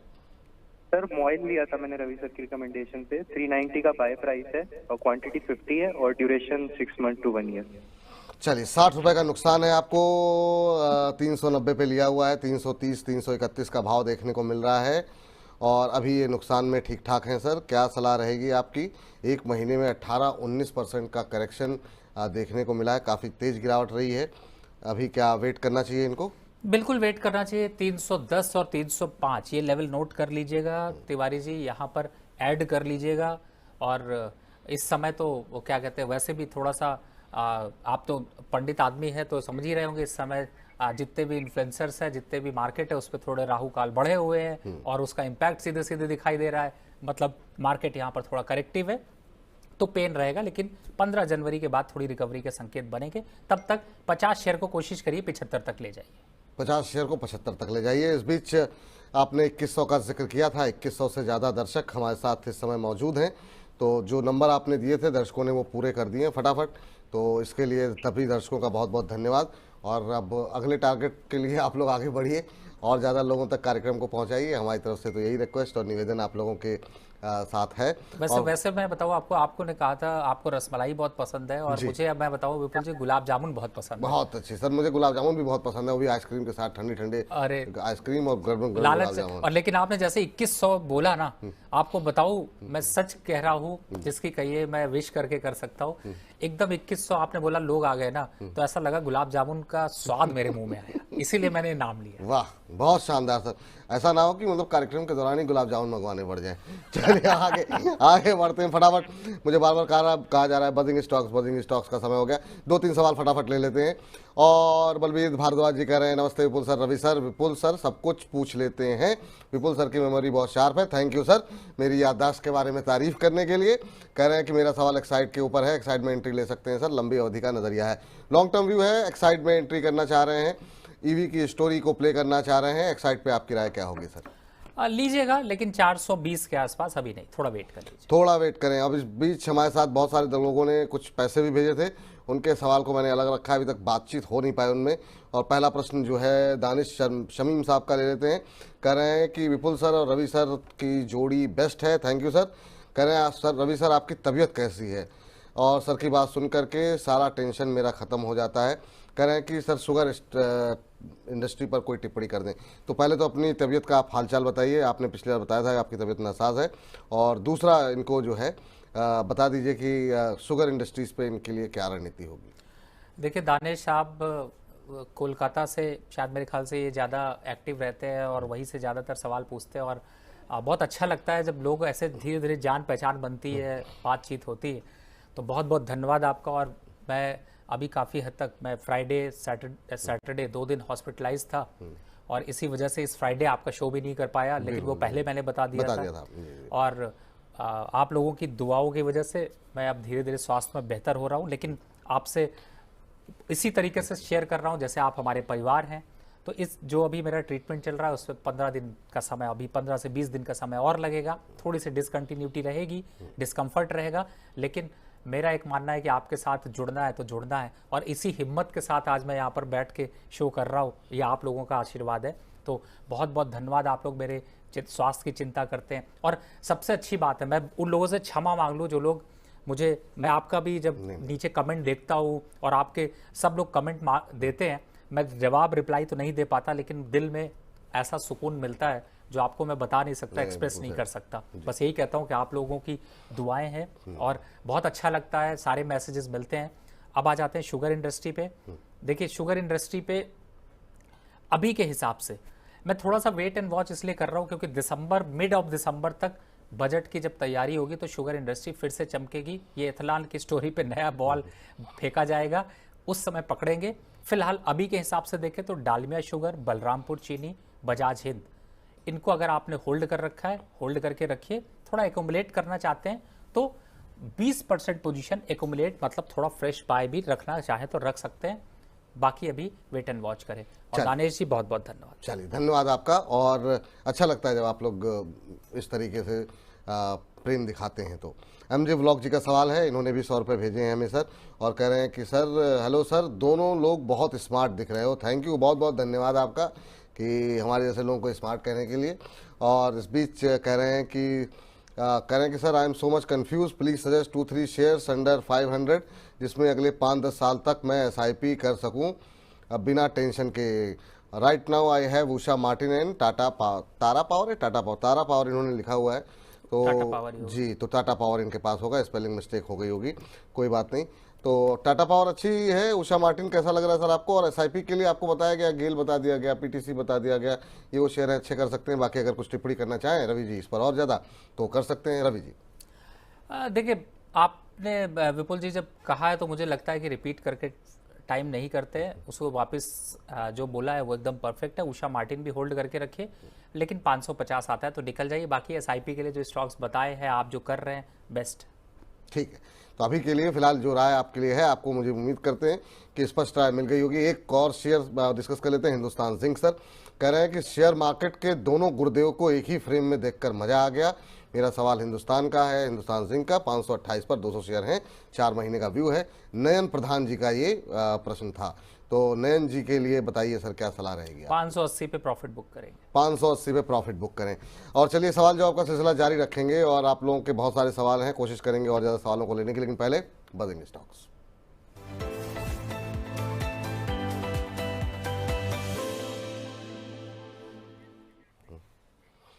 बजिंग स्टॉक्स वो शेयर जहां पर होते हैं खबरें, खबरों के चलते जहां पर देखने को मिलता है एक्शन। क्या होना चाहिए आपका रिएक्शन बताएंगे रवि जी, खबर बताएंगे हम और निर्णय लेंगे आप। क्या रणनीति होनी चाहिए आपकी, फटाफट करके जरा। आज रिजल्ट का दिन है तो रिजल्ट अच्छे अच्छे लेकर के आते हैं। इस गिरते बाजार में जो शेयर चल रहे हैं उसमें ICICI बैंक का पहले जिक्र करते हैं। शानदार रिजल्ट रहे हैं, 9.5% कंपनी की NII बढ़ी है, 20,048 करोड़ रुपए रही है, 18,308 करोड़ रुपए से बढ़कर के। मुनाफे की बात करें तो 14.5% कंपनी का मुनाफा बढ़ा है, 10,263 से बढ़कर के 11,746 करोड़ रुपए कंपनी का मुनाफा रहा है। तो शानदार नतीजे रहे हैं और शानदार नतीजों के चलते आज हम देख रहे हैं पूरे बैंकिंग इंडेक्स में अच्छी, काफ़ी दिनों के बाद एक अच्छी रिकवरी, एक अच्छी रैली आती हुई दिखाई दे रही है। और कारण जो उसका जो है वो ICICI बैंक ही है, दिग्गज बैंक अपने क्षेत्र का। और अच्छी रिकवरी, अच्छी रैली, 4% से ऊपर, 1300 से ऊपर आज ट्रेड करता हुआ। हालांकि आज HDFC बैंक में सुस्ती है, लेकिन SBI और ICICI बैंक लीड कर रहे हैं आज। सर ICICI बैंक पे क्या करना चाहिए आज की इस रैली पे? देखिए फिलहाल तो ICICI बैंक अच्छे मोमेंटम पे है और 1450 तक के लक्ष्य जा सकता है। लॉन्ग टर्म के हिसाब से जिन लोगों ने होल्ड कर रहा है उन्हें रखना चाहिए। नंबर्स मैंने पहले भी बताए थे अच्छे आएंगे। और आपको अगर याद हो तो एक महा कंपैरिजन बनाया था जिसपे हमने डिस्कस किया था लास्ट टू लास्ट प्रोग्राम, यानी कि लगभग 15 दिन हो गए, जिसपे बैंकिंग के सारे काउंटर की रेटिंग करी थी। वापस उस प्रोग्राम को देखिएगा, आपकी टीम से कहूँगा एक बार टैग कर देंगे वापस से, तो ज़्यादा अच्छा होगा। फिलहाल 1450 टारगेट। चलिए 1450 का टारगेट, ये सलाह आपके लिए निकल करके आती हुई ICICI बैंक पर। अगली कंपनी लेकर के आइए, यहाँ पर भी नतीजे हैं। और यस बैंक, एक और बैंक यस बैंक ने भी कमाल किया है इस बार। और यस बैंक में 14.5% के आसपास कंपनी का NII बढ़ा है। ये 1925 करोड़ रुपए से बढ़कर के 2201 करोड़ रुपए रहा है। मुनाफे की बात करें तो क्या शानदार 225 करोड़ से मुनाफा बढ़कर के यस बैंक का। और सरप्राइज किया है इस बैंक ने, 553 करोड़ रुपए जो है वो मुनाफा रहा है। सर काफ़ी शानदार नतीजे रहे हैं और शानदार नतीजों का शानदार असर भी देखने को मिल रहा है। और आज शेयर ने जो है 7.25% की तेज़ी इस समय देखने को मिल रही है। एक समय करीब जो है हमने देखा 8-9-10% के आसपास की तेज़ी थी। क्या ये साइन ऐसे हैं जो आपको लग रहा है कि ये शेयर में अब दम दिखाना शुरू किया है, कम से कम नतीजों के आधार पर? अभी क्या करना चाहिए? देखिए एग्जिट होने की राय होगी। 22 रुपए के आसपास मौका मिलता है तो प्रॉफिट बुक कर लीजिएगा। जो ये बजट जिन लोगों ने रिजल्ट के लिए स्ट्रैटेजी लगाई थी उनको वापस एक बार मौका मिलेगा। लॉन्ग टर्म पे आप सुनेंगे नहीं, इसलिए मैं कुछ बहुत ज़्यादा कमेंट नहीं कर रहा, लेकिन फिर भी इस तरीके के मौके पे एक बार को पैसा बाहर निकालिए, वापस से आपको 16-17 रुपए के पास मिलता हुआ नजर आएगा, फिर ले लेंगे वहाँ पर अगर लेना है तो। छोटा मोटा जॉबिंग करके थोड़े बहुत घर के खर्च निकालते रहे। तो एक बार के लिए प्रॉफिट बुक चाहें तो बुक कर लें आप, और उसके बाद नीचे दोबारा एंट्री की जा सकती है। उसके बाद से रणनीति तय करेंगे क्या टारगेट हो सकते हैं। अगली कंपनी लेकर के आइए और ये है पावर क्षेत्र से जुड़ी हुई REC के भी नतीजे काफ़ी शानदार रहे हैं। यहाँ पर भी हमने देखा कि नतीजे 21.4% कंपनी का मुनाफा बढ़ा है, 3856 से बढ़कर के 4680 करोड़ रुपए हो गया है। PFC पे हमने बात की थी और अब REC का नंबर है। रिजल्ट्स अच्छे रहे हैं, 3,773 करोड़ रुपए से बढ़ करके कंपनी का मुनाफा हो गया है 4,006 करोड़ रुपए। और आज अगर हम शेयर के भाव पर अगर नज़र डालें तो काफ़ी अच्छा नतीजे देखने को मिले। उसके बाद 3% की तेज़ी, 523-523.50 के आसपास ये शेयर देखने को मिल रहा है। PFC RSC दोनों में 3% की तेज़ी है। सर आपकी टिप्पणी क्या होगी RSC को लेकर के? 522 पे चल रहा है। देखिए 500 पे और 480 पे मैंने इसको वापस से एक बार को बाय की रिकमेंडेशन पे रखा हुआ है। तो यहाँ पर जो अभी लेवल्स है उनको थोड़ा सा एकुमुलेट होने दीजिए, कंसोलिडेट होने दीजिए। लेवल्स जो आते हैं उनको फॉलो करके वापस बाय लीजिएगा। 600 तक के टारगेट फिर से मिलेंगे, लेकिन रेंज पे ही बाय करिए। स्टॉप लॉस 460 रुपए के साथ।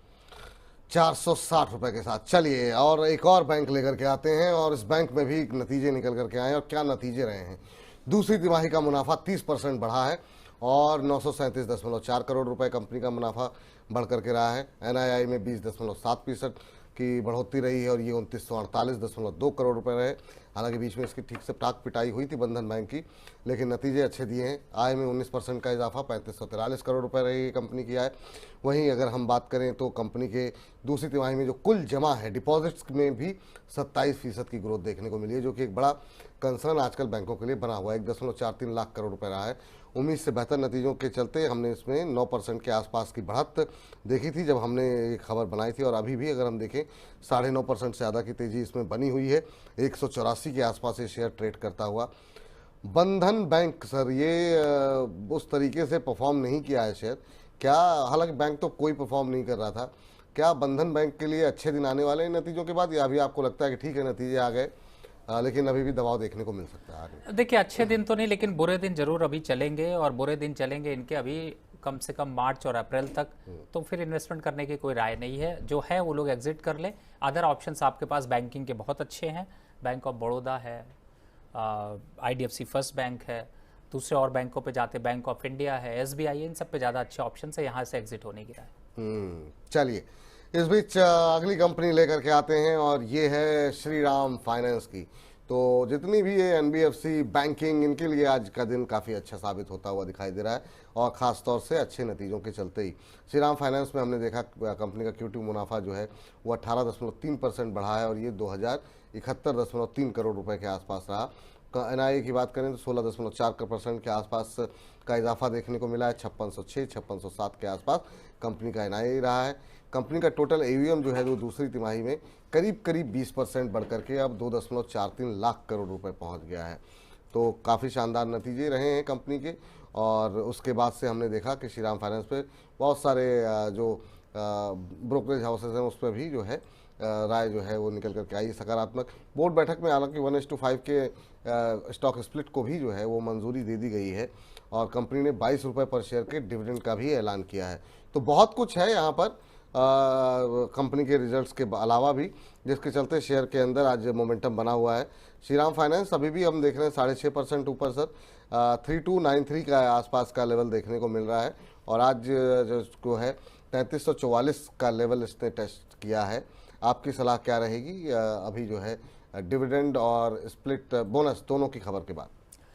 देखिए, मुझे लगता है सारा मसाला एक बार में ही निकल चुका है, और अब इस मसाले की कॉस्टिंग यहाँ पर एडजस्ट होती हुई नजर आएगी। स्टॉक में गिरावट आ सकती है, प्रॉफिट बुकिंग भी आएगी, वापस से 2800 तक के लेवल दिखाई देंगे। मौका है आपके पास, ज़्यादा लालच मत करिए। प्रॉफिट आ रहा है बुक कर लीजिए, लॉस आ रहा है एग्जिट कर लीजिए, लॉस बढ़ेगा। तो मुझे ऐसा लगता है कि यहाँ पर इस रिजल्ट के बाद एक बार एग्जिट होने की राय है। दो चीज़ें हैं, देखिए रिजल्ट आपको पॉजिटिव दिखाई दे रहा है, लेकिन अगर पूरी डिटेल में समझेंगे तो रिजल्ट पे के जो नंबर्स है वो नॉक करेंगे, तो वो जो चमक है वो चमक नहीं चमक रही, इसीलिए जो इमीडिएट इम्पैक्ट है वही सिर्फ चमका है, और बाकी लॉन्ग टर्म पे हाई बनाने के बाद 3652 का गिरावट के दौर पे है, तो गिरावट अभी बढ़ेगी। ठीक है सर, चलिए आगे बढ़ते हैं और अगली कंपनी लेकर के आते हैं। बैंकिंग NBFCs पे काफ़ी बात हो गई, अब जरा रियल्टी शेयरों पे बात कर लेते हैं, और बात कर लेकर के आते हैं जरा DLF की। DLF के भी नतीजे काफ़ी अच्छे रहे हैं। दूसरी तिमाही का मुनाफा डबल से ज़्यादा बढ़ गया, 622.78 करोड़ रुपए से बढ़ करके 1381.08 करोड़ रुपए कंपनी का मुनाफा रहा है। आय में भी 48% की बढ़ोतरी रही है, और ये 2180 करोड़ रुपए के आसपास कंपनी की आय होती हुई दिखाई दी है। और FY25 में कंपनी को जो कुल आय है, कंपनी का जो लक्ष्य है वो 17,000 करोड़ रुपए तक ले जाने का की उम्मीद है। कंपनी ने जो नए प्रोजेक्ट लॉन्च किए हैं वहाँ से कंपनी को अच्छे आय की उम्मीद के चलते कंपनी ने ये टारगेट यहाँ पर रखे हैं। यहाँ पर कई सारे ब्रोकरेज हाउसेज की तरफ से भी पॉजिटिव व्यू आया है। मॉर्गन स्टैनले ने शेयर पर अब लक्ष्य बढ़ा करके 910 रुपये कर दिया है। वहीं नोवामा की तरफ से बाय रेटिंग दी गई है, और इस पर लक्ष्य बढ़ा करके 1081 रुपये किया गया है। और आज DLF में भी अच्छी मजबूती देखने को मिल रही है, और ये 6.25% ऊपर इस समय ट्रेड करता हुआ 826 का भाव देखने को मिल रहा है। DLF के भी नतीजे अच्छे रहे हैं। क्या यहाँ पर भी आपको क्या लगता है सर कि क्या यहाँ पर भी प्रॉफिट बुक करें, या फिर आपको लगता है कि नहीं होल्ड किया जा सकता है अभी? देखिए, मार्च पे जब बजट आया था, फरवरी में आया था, तो मार्च में मैंने जो पहला शो किया था, मुझे याद है उस टाइम पे मैंने कहा था कि सारे रियल्टी स्टॉक से निकलना शुरू कर दीजिए। आज तक उस लेवल को अभी छुए नहीं, मार्केट भी गिरी है, लेकिन अभी तो ये शुरुआत है। DLF का रेट आएगा 650 रुपया, 900 जाना है, 600 जाना है, चॉइस आपकी है। एग्जिट कर लो, मौका मिला है, बुझते दिए में फिर से आग लगी है, रिजल्ट का फ़ायदा उठाओ, जो बचते हैं निकल जाओ, जो प्रॉफिट में है वो भी बुक कर लो, पैसा अपने हाथ पे रखो। ठीक है, तो यहाँ पर डीएलएफ में भी एग्जिट की ही सलाह यहाँ पर दी जा रही है। अगली कंपनी जरा देखते हैं वहाँ पर कुछ गुंजाइश है या नहीं। और यहाँ पर इंटरग्लोब एविएशन, यहाँ पर नतीजे काफ़ी ख़राब रहे हैं। 189 करोड़ के प्रॉफिट के मुकाबले, पिछले साल के मुकाबले कंपनी को इस बार हुआ है 987 करोड़ रुपए का घाटा हुआ है। और इसके अलावा कंपनी की हालांकि आय में हमने देखा कि 14% के आसपास की बढ़ोतरी रही है। 16,970 करोड़ रुपए 970 करोड़ रुपए कंपनी की आय रही है। कंपनी पर 59,237 करोड़ रुपए का कर्ज भी मौजूद है। हालांकि कंपनी के पास कैश भी यहाँ पर ठीक ठाक मौजूद है। अगले 2 हफ्ते में कंपनी ने कहा है कि वो बिजनेस क्लास जो है वो लॉन्च करने की योजना इंटरग्लोब एविएशन की तरफ से यहाँ पर ये घोषणा की गई है नतीजों के साथ ही साथ गोल्डमैन सैक्स ने जो है रेटिंग को कंपनी की बरकरार रखा है बाई, लेकिन लक्ष्य में थोड़ी सी कटौती कर दी है और लक्ष्य को घटा करके कर दिया है 4800 रुपये। तो ये कुछ तमाम चीज़ें निकल करके आती हुई मोतीलाल ओसवाल ने यहाँ पर न्यूट्रल की रेटिंग दी है और 4130 का जो है वो टारगेट कर दिया है। अभी जो हम देखें तो 4009 के आसपास का लेवल देखने को मिल रहा है। 8% की गिरावट अभी भी है, हालांकि एक समय गिरावट काफ़ी ज़्यादा गहराती हुई यहाँ पर दिखाई दी थी। इंटरग्लोब एविएशन सर काफ़ी तेज़ी के साथ गिरावट रही है आज। देखिए ये शेयर मुझे कभी अच्छा लगा ही नहीं है, क्योंकि फंडामेंटल मुझे इसके बहुत ज़्यादा भरोसेमंद नहीं दिखाई देते थे। और विपुल जी एक बात याद आती, फिर से मैं वही कहता हूँ, जाओ दूसरे टीवी चैनल देखो, वहाँ पर बड़े बड़े एनालिस्ट बताते हैं। आप एयरपोर्ट गए हो कभी? भीड़ लगी है, लोग लूट रहे हैं, लाइन पे लगे हुए हैं। अरे भैया उससे प्रॉफिट नहीं आता, प्रॉफिट कंपनी को सही से प्रॉपर रन करने से आता है। और देखिए क्या हुआ, इतना अगर इंडिगो की फ्लाइटें अगर ऐसी चल रही है, उसके बावजूद अगर कंपनी लॉस दे रही है, तो कहीं ना कहीं घंटी बज रही है। उस घंटी को बजाओ, दोबारा कोई बोले कि बाय करो तो उससे बचो। कितना आना है? अभी 3000 के लेवल आएंगे, जब 50% फंड साफ हो जाएगा तो फिर वही सारे ज्ञाता महाज्ञाता जो है वो नेगेटिव रेटिंग देना शुरू कर देंगे। समझ में आ गया होगा फंडामेंटल नंबर्स क्या है। और मेरी एक बात अगर याद हो तो मैं हमेशा कहता था कि ये जैसे जैसे पेटीएम है, ये ईज माई ट्रिप है, ये स्पाइस जेट है, इन सब का मजा खूब लीजिए, इनकी सर्विसेज खूब यूज करिए, लेकिन निवेश मत करिए। एक और स्टॉक है जोमेटो, जल्दी हम 100 रुपए देखेंगे, वहां भी याद रखो। तो फिलहाल मार्केट की सिचुएशन पे इन सब के डिस्काउंट को कहीं आप अपनी पॉकेट से इंटरेस्ट के साथ ना वापस करो, इसलिए इनका सफर का मजा लीजिए, सब कुछ लीजिए, पर फंडामेंटल नंबर्स पर अच्छे नहीं है तो दूरी बनाइए। जब इसका आपने बात करी तो जीएमआर पे भी बता दीजिए, क्या वहां पर भी ऐसे ही फंडामेंटल नजर आ रहे हैं, क्योंकि एविएशन सेक्टर की आप बात कर रहे थे। देखिए जीएमआर ने तो अपनी रेंटल इनकम अब इतनी बढ़ा लेनी है कि उसको तो इस पे जीएमआर और आईआरबी इनफा इनके पर, क्योंकि अभी भी जो एयरपोर्ट्स बढ़ रहे हैं उनका रिनोवेशन जो चल रहा है या जो एयरपोर्ट्स के कॉन्ट्रैक्ट है इतने ज़्यादा है कि ये स्टॉक्स में बहुत कुछ लंबा करेक्शन आने के चांसेस नहीं होंगे। तो मुझे ऐसा लगता है, देखिए वो इंफ्रास्ट्रक्चर पे या सर्विसेज पे, दोनों में फ़र्क है। तो आपको इस बात का थोड़ा ज़्यादा ध्यान रखना है। और फिलहाल जो सर्विसेज प्रोवाइड कर रहे हैं, इसीलिए मैंने आपके सामने कई नाम ले लिए, ईज माई ट्रिप ले लिया, जोमेटो ले लिया और 2-3 स्टॉक्स और ले लिए। इन सबसे दूरी बना लीजिए। नहीं बनाएंगे तो कोई बात नहीं है, कोई और चैनल देख के फिर आप फंसेंगे, फिर वापस आएंगे, फिर काटेंगे, फिर बचेंगे, फिर हम बचाएंगे, फिर प्रॉफिट कमाएंगे, यही होता रहेगा। जीएमआर में बने रहे, अभी फ्रेश बाइंग कर सकते हैं? नहीं, जीएमआर में तो बिल्कुल, जीएमआर और आईआरबी तो मैंने फ्रेश अभी बाय की भी रिकमेंडेशन दी है, अच्छे वैल्यूएशंस पर मिल रहा है। और 1-1.5 साल में जो जिस हिसाब से टेक्नोलॉजिकली बहुत से एयरपोर्ट्स और रिनोवेट होकर आएंगे, उसकी इनकम यहाँ पर बढ़ेगी। बुरा दिन था थोड़ा सा इनका जो आया था, देखिए जो अच्छा है वही मैं बता रहा हूँ, बुरा भी। जब दिल्ली T1 एयरपोर्ट पे जो घटना हुई थी, उसके बाद से जीएमआर के शेयर पे एक निगेटिव ट्रेंड स्टार्ट हुआ और वो मार्केट ने भी वहाँ पर थोड़ा सा अग्रेसिव हो गया, इस वजह से दिखाई दिया। लेकिन फिलहाल जो अभी डेवलपमेंट है, प्रोजेक्ट ऑर्डर्स हैं, जिस हिसाब से काम कर रहे हैं, उसके हिसाब से बहुत लंबा समय तक गिरावट नहीं रही। चलिए, तो ये फिलहाल के लिए राय यहाँ पर निकल करके आती हुई, इसी के साथ बजिंग स्टॉक्स को करते हैं यहीं पर समाप्त।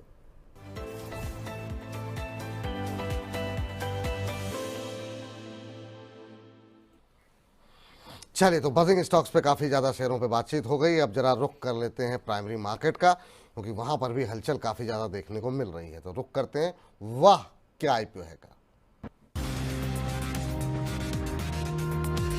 वाह क्या आईपीओ है। चलिए, वाह क्या आईपीओ है। आईपीओ बाजार में हलचल जो है वो काफ़ी शानदार देखने को मिल रही है।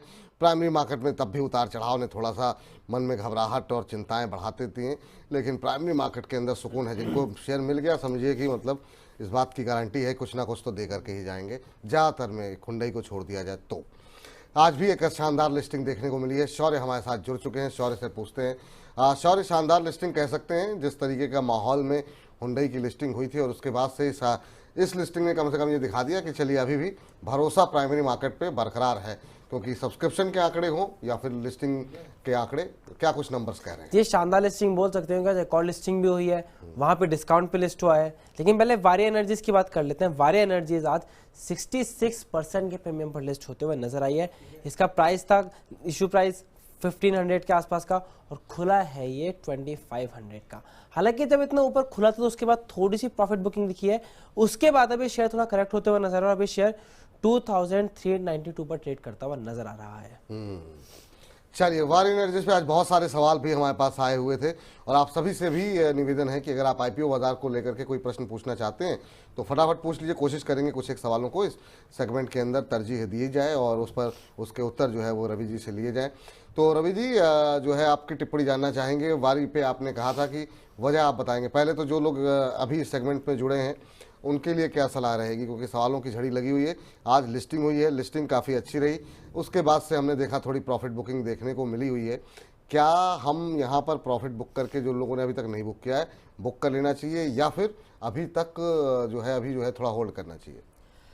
देखिए, 100% प्रॉफिट बुक करना चाहिए। एक पैसा भी यहाँ पर अब मत छोड़िए और इस स्टॉक को वापस से, मैंने कहा था, आपसे वादा किया था कि किस लेवल पर खरीदेंगे, 1800 रुपये, नोट कर लीजिए, 500 रुपये नीचे का प्राइस दे रहा हूँ, 1800 रुपये के पास आएगा तब पूरी तरह से आपको एंट्री करने का मौका देगा। लेकिन इतना बड़ा करेक्शन आने वाला हो, प्रॉफिट बुकिंग और बढ़ने वाली हो, तो फिर एक बार को बुक करना बनता है। तो यहाँ पर फ़ायदा उठाइए और फुल प्रॉफिट बुक कर लीजिए। दूसरा, अगर आप नहीं भी बुक करना चाहते हैं तो बिल्कुल बिलीव करिए कि 2300 के नीचे आपको मौका नहीं देगा, इसलिए 2300 का एक स्टॉप लॉस डाल लीजिए। और अगर थोड़ा बहुत पुल बैक करके वापस से 2400 2500 चूंकि देखा है, लालच आता है, उस 400 के 40-50 रुपए 150 रुपए के लालच के चक्कर में कहीं पूरा ना बुक हो पाए, इसलिए लेवल 1 जरूर डाल लीजिए। दूसरा, क्या फ्रेश बाय करना है? बिल्कुल भी नहीं करना है। यहां पर अभी आने वाले 1-2 हफ्ते के लिए पूरा वेट एंड वॉच करिए, बहुत बड़ा अपट्रेंड नहीं आएगा, लंबे संकेत यहां पर नहीं है, तो मेरे हिसाब से पैसा बाहर कर लीजिए। आपने कहा था कि आप फ्रेश एंट्री की भी लेवल बताएंगे, तो किन लेवल्स पे आपको लगता है फ्रेश एंट्री करनी चाहिए? जो अभी का सेंटिमेंट है उसके हिसाब से 1800 और 1850 के बीच के लेवल बनते हैं, लेकिन मैं ये कहूंगा 1800-1850 के लेवल आते हैं तो एक बार वापस से विपुल जी को तंग करिएगा, पूछिएगा कि यहाँ पर लेवल बताए गए थे, तब खरीदना है नहीं खरीदना। अब हो सकता है मैं गलत हो जाऊं, ये 2600 भी पहुंच जाए, लेकिन ऐसा होने के चांसेस कम है। तो अभी के लिए आप लोग सबके लिए, जिन लोगों ने भी अप्लाई किया था अभी तक वेट कर रहे हैं, एग्जिट की सलाह है, निकल जाइए, मुनाफा बुक कर लीजिए। वरना फिर जैसे आप लोग सवाल पूछ रहे हैं ओला पर और बाकी जगहों पर, फिर यहाँ पे सवाल आप लोग पूछेंगे, निकल लीजिए। पैसे बन रहे हैं, आजकल के बाज़ार में वैसे ही पैसे बन रहे नहीं हैं, तो जहाँ पैसे बन रहे हैं वहाँ पर समय समय पर मुनाफा बुक करने की ही सलाह दी जा रही है।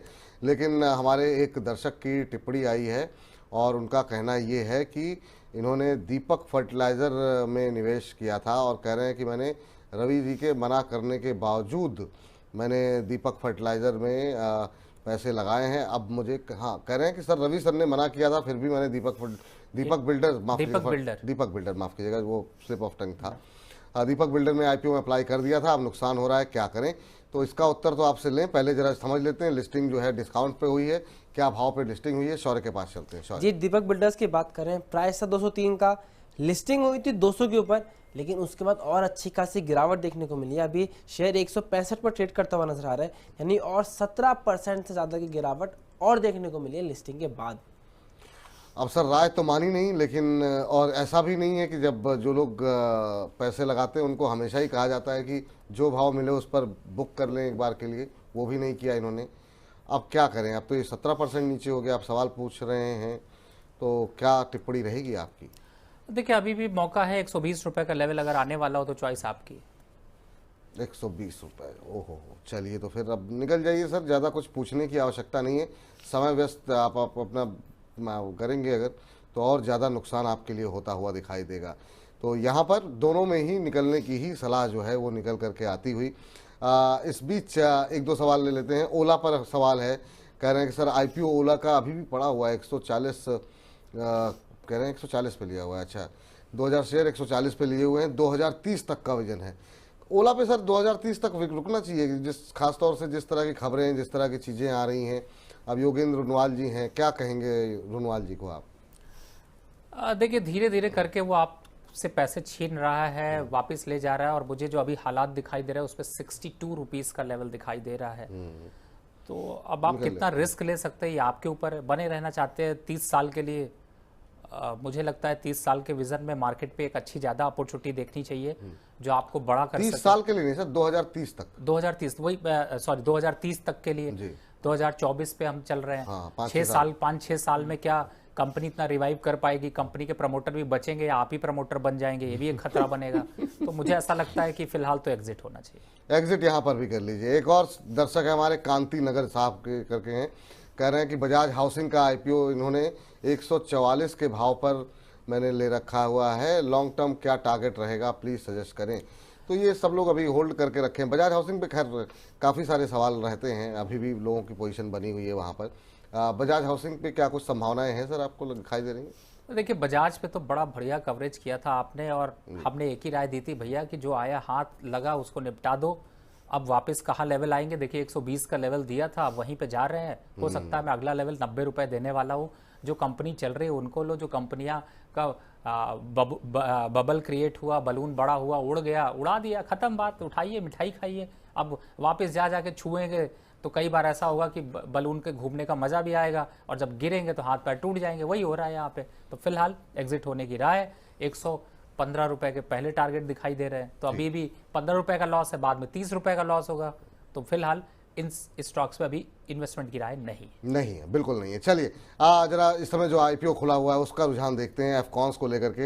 हालांकि काफ़ी ज़्यादा रुचि है लोगों की, लेकिन जिस तरीके से पहले दिन रुझान रहा वो बहुत उत्साहजनक नहीं दिखाई दिया। शौर्य, अभी के नंबर्स क्या कह रहे हैं? जी, अभी भी अगर कहें तो एफकॉन्स में इतना अच्छा रुझान नहीं दिख रहा है, क्योंकि 1.5 दिन हो चुका और अभी खाली 30% ही सब्सक्राइब होता हुआ नजर आया है, जिसमें रिटेल का सब्सक्रिप्शन 30%, एनआईआई का 32% और क्यूआई भी 0.11%। और ग्रे मार्केट में नजर डालें, यहाँ भी 5% के आसपास ही प्रीमियम मिलता हुआ नजर आ रहा है। बल्कि वैसे कहें तो एंटिसिपेटेड आईपीओ था, इतने बड़े ग्रुप से जुड़ा हुआ है, लेकिन ऐसा रिस्पॉन्स नजर नहीं आ पा रहा है। सर इसके पीछे क्या वजह आप देख रहे हैं? क्या मतलब इतना बड़ी कंपनी, इतने बड़े बड़े काम जिसने किए, अटल सेतु से लेकर के और चिनाब रिवर पे जो ब्रिज बना हुआ है, सबसे बड़ा ब्रिज जो देखने को मिल रहा है, उन सब का निर्माण किया। प्राइसिंग भी लोग कह रहे हैं बहुत ख़राब नहीं है। फिर ऐसा ही वजह क्या है कि इसको क्या जो सेंटिमेंट हुंडई की वजह से ख़राब हुआ वो कारण है या कुछ और दिखाई दे रहा है? देखिए, कई चीज़ें हैं विपुल जी, और आपने जो बात कही है वो थोड़ी सी हट कर है। पहली बात है कि अब पब्लिक सब जागरूक हो गई है। आप अगर कर्जदार हैं, आप अगर नुकसान पे हैं, तो आप आईपीओ के जरिए आप पब्लिक को उल्लू नहीं बना सकते।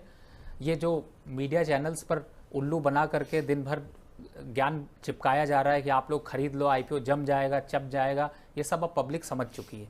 पहला, फंडामेंटल नंबर्स पे जाते हैं। पहले फंडामेंटल नंबर इसलिए नॉक कर रहा हूँ। एक बात बताइए, मैंने एक कंपनी बनाई, 5,000 करोड़ का रेवेन्यू टर्नओवर चल रहा है, लेकिन प्रॉफिट कमाता हूँ सिर्फ 90 करोड़ रुपए। इसका मतलब है, और उस पे भी वो 90 करोड़ प्रॉफिट इसलिए आ रहा है क्योंकि 1500 करोड़ की बोरोइंग खड़ी हुई है। समझ रहे हैं आप? और 1500 करोड़ की बोरोइंग स्टार्ट हुई थी 2022 में, आज बढ़ करके हो गई है 3,365 करोड़ की। तो 90 करोड़ का दिखा रहे हो भैया? सीधे सीधे 2,500 करोड़ का लॉस दिखा दो। वैसे कोई नहीं सब्सक्राइब करेगा, क्यों पब्लिक को उल्लू बना रहे हो? तो पब्लिक सब जानती है। बिल्कुल भी राय नहीं है, बेकार स्टॉक है। लिस्ट होने के बाद 50% डिस्काउंट पे मिलेगा तो सोचेंगे। नाम बड़े दर्शन छोटे, वही हाल। नाम बड़े दर्शन छोटे की स्थिति यहाँ पर दिखाई दे रही है एफकॉन्स के अंदर, और यही वजह है कि लोग अप्लाई नहीं कर रहे हैं सर यहाँ पर अभी भी। नहीं, वैसे कर रहे होंगे ना अप्लाई। जो अभी एक भाई साहब थे जिन्होंने दीपक बिल्डर पे बताया था, फिर भी कहे अरे छोड़ो हम ही प्रमोटर बनेंगे। तो ये प्रमोटर लोग अप्लाई करते रहते हैं। हाँ, लेकिन दीपक बिल्डर में तब भी अच्छा रिस्पांस था, यहाँ पर अभी ठंडा रिस्पांस। अब ये अभी जिस तरीके से 4.5% के आसपास सब्सक्राइब हुआ है, क्या ये पूरा सब्सक्राइब हो पाएगा क्या? क्योंकि अभी तक टोटल हिस्सा ही जो है वो 0.33% जो है वो सब्सक्राइब हो पाया है। कल आखिरी दिन है इसका। देखिए, मार्केटिंग कर लीजिए, ब्रांडिंग कर लीजिए, और कंपनियां खुद अपने आईपीओ के अच्छे खासे आईपीओ मैनेजर से करवाएंगे तो सब्सक्राइब भी नंबर आ जाएगा। तो सब्सक्राइब नंबर अब रियल नहीं रह गया ना, इसलिए उसका कोई वैल्यू नहीं रह गया।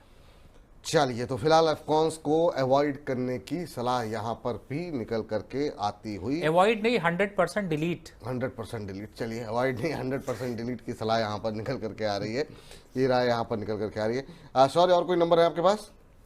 जी, एक और कंपनी डिस्कस कर लेते हैं, गोदावरी, जिसका आईपीओ भी 25 तारीख को बंद हुआ था। वहां पर बात करें तो वहां पे बहुत ज्यादा अच्छा रिस्पांस देखने को नहीं मिला। बस कहें तो 1.87 टाइम्स सब्सक्राइब होता हुआ नजर आया था।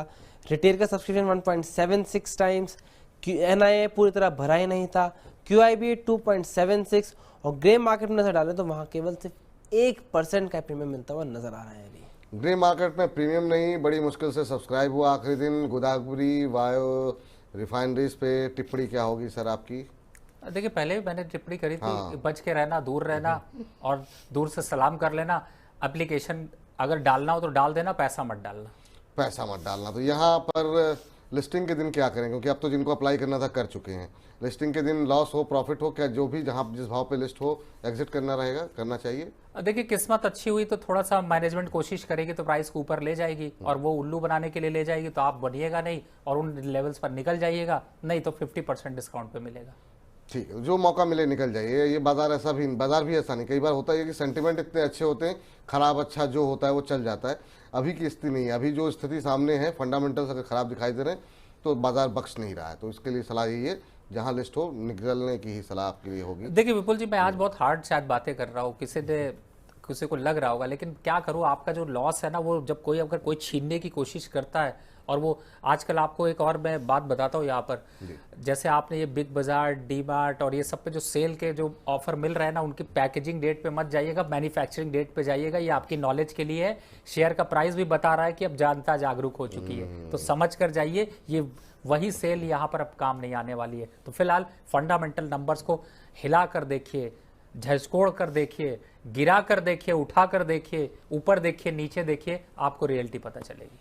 ठीक है सर, ये पूरी तरीके से हिला डुला करके एकदम पूरा झकझोर करके देखिए, तभी आपको सच्चाई पता लगेगी, ये मानना है रवि जी का। आखिरी सवाल ले लेते हैं गुड लर्नर जी का, हुंडई के ऊपर। कह रहे हैं हुंडई आईपीओ के टाइम का पड़ा हुआ है, क्या करना चाहिए? अभी भी होल्ड कर रहे हैं उम्मीद में कि मतलब जो है यहाँ पर जो है अच्छे भाव देखने को मिलेंगे। आपकी टिप्पणी क्या होगी? देखिए, फिलहाल तो जो लोग होल्ड कर रहे हैं उनके सेंटीमेंट को मैं नाराज़ नहीं करना चाहता, लेकिन हाँ ये ज़रूर कहूँगा कि थोड़ा ओवर प्राइस्ड है, और अभी फिलहाल फरवरी तक इसके हालात अच्छे नहीं होंगे। अगर आपने होल्ड कर रखा है, आपको लगता है कि बहुत लंबा चल सकते हैं, तो बिल्कुल आप रखिए, लेकिन फिलहाल मेरी राय होगी कि एग्जिट होने की। तो आप अगर फॉलो करते हैं तो बिल्कुल कर लीजिए, और मेरे हिसाब से एग्जिट हो जाएंगे तो लॉस कम, भले लॉस होगा लेकिन उस लॉस के बाद भी आपको मौका मिलेगा। ये मत सोचिए 1-2 दिन में कि ऐसा आ जाएगा। इस समय मैंने पहले ही बताया, स्टॉक पे अब ये देखना है कि आपके पास बैटल शुरू हो चुकी है, लड़ाई शुरू हो चुकी है। 25 स्टॉक आपकी बास्केट पे हैं, कौन वीक हो करके आपके चक्रव्यूह को कमजोर करेगा, उसकी जगह पे किस चक्रव्यूह पे कौन सा प्यादा खड़ा किया जाए जो आपको आगे विजय दिलाएगा और यहाँ पर दिवाली की चमक बढ़ाएगा। तो ऐसी स्ट्रेटेजी यहाँ पर अपनाइए। चलिए, तो ये राय यहाँ पर निकल करके आई है आप लोगों के लिए, और इसी के साथ अब इस सेगमेंट को समाप्त करें उससे पहले हमारे एक दर्शक हैं एपी खान साहब, कह रहे हैं हेलो विपुल जी एंड रवि जी, आदाब, जश्न चिरागा दिवाली की बहुत बहुत शुभकामनाएं। कह रहे हैं कि दो my portfolio is down by 8% but I am enjoying the market ups and down. AP Khan साहब, तो सर ये पहले तो हैप्पी जश्न चिरागा आपको भी, कि आपने जो तर्जुमा किया है उर्दू ज़बान में दीपावली का, तो दीपावली की हार्दिक शुभकामनाएं और हैप्पी जश्न चिरागा। और कह रहे हैं कि बाज़ार, मेरा पोर्टफोलियो 8% डाउन है लेकिन मैं बाज़ार को एंजॉय कर रहा हूँ। ये सर ये बड़ा अच्छा एटीट्यूड है ना, कि मतलब ठीक है बाज़ार में पैसे बन भी रहे थे, अब नहीं बन रहे हैं, लेकिन ये है कि पॉजिटिव रहना जो है वो इंसान के लिए बहुत ज़रूरी है। ये खान साहब जो कहना चाह रहे हैं, आप कैसे देख रहे हैं इस टिप्पणी को? नहीं खान साहब, मैं आपको सलाम करता हूँ, और मैं आपकी इसकी भी अनुभव के, ये जानते क्या दिखाता है विपुल जी, अनुभव दिखाता है, एक्सपीरियंस दिखाता है। सारी साइकिलों पे खड़े रहना, दुख और सुख एक साथ बटोर कर अपने झोली में समेटना, उसके बाद जो काली छटा है वो जब हटती है तो जो चमक आती है, वो चमक सूर्य से भी बहुत बड़ी होती है। ये कहने का मतलब वही है। तो इस तरीके के जो मौके हैं उन सब पे घबराना नहीं है, एंजॉय करिए, एंजॉय करते हुए जो है वो अपने पोर्टफोलियो को बनाइए, चमक बढ़ाइए। और आपका बहुत बहुत धन्यवाद। ऐसा बिल्कुल होना चाहिए। मार्केट गिव एंड टेक है, आपको मिलेगा भी, बढ़ेगा भी और आप बनेंगे भी। जी चलिए, तो ये बात यहाँ पर निकल करके आ रही है। वाह क्या आईपीओ है कि इस सेगमेंट को अब यहीं पर अब समाप्त करते हैं। लेकिन बहुत लोगों की टिप्पणियां हैं कि मुहूर्त ट्रेडिंग के बारे में कुछ बताइए। पहले इस सेगमेंट को समाप्त करते हैं, फिर बताते हैं। शौर्य, थैंक यू, आपका बहुत बहुत शुक्रिया आज की चर्चा में जुड़ने के लिए। वाह क्या आईपीओ है।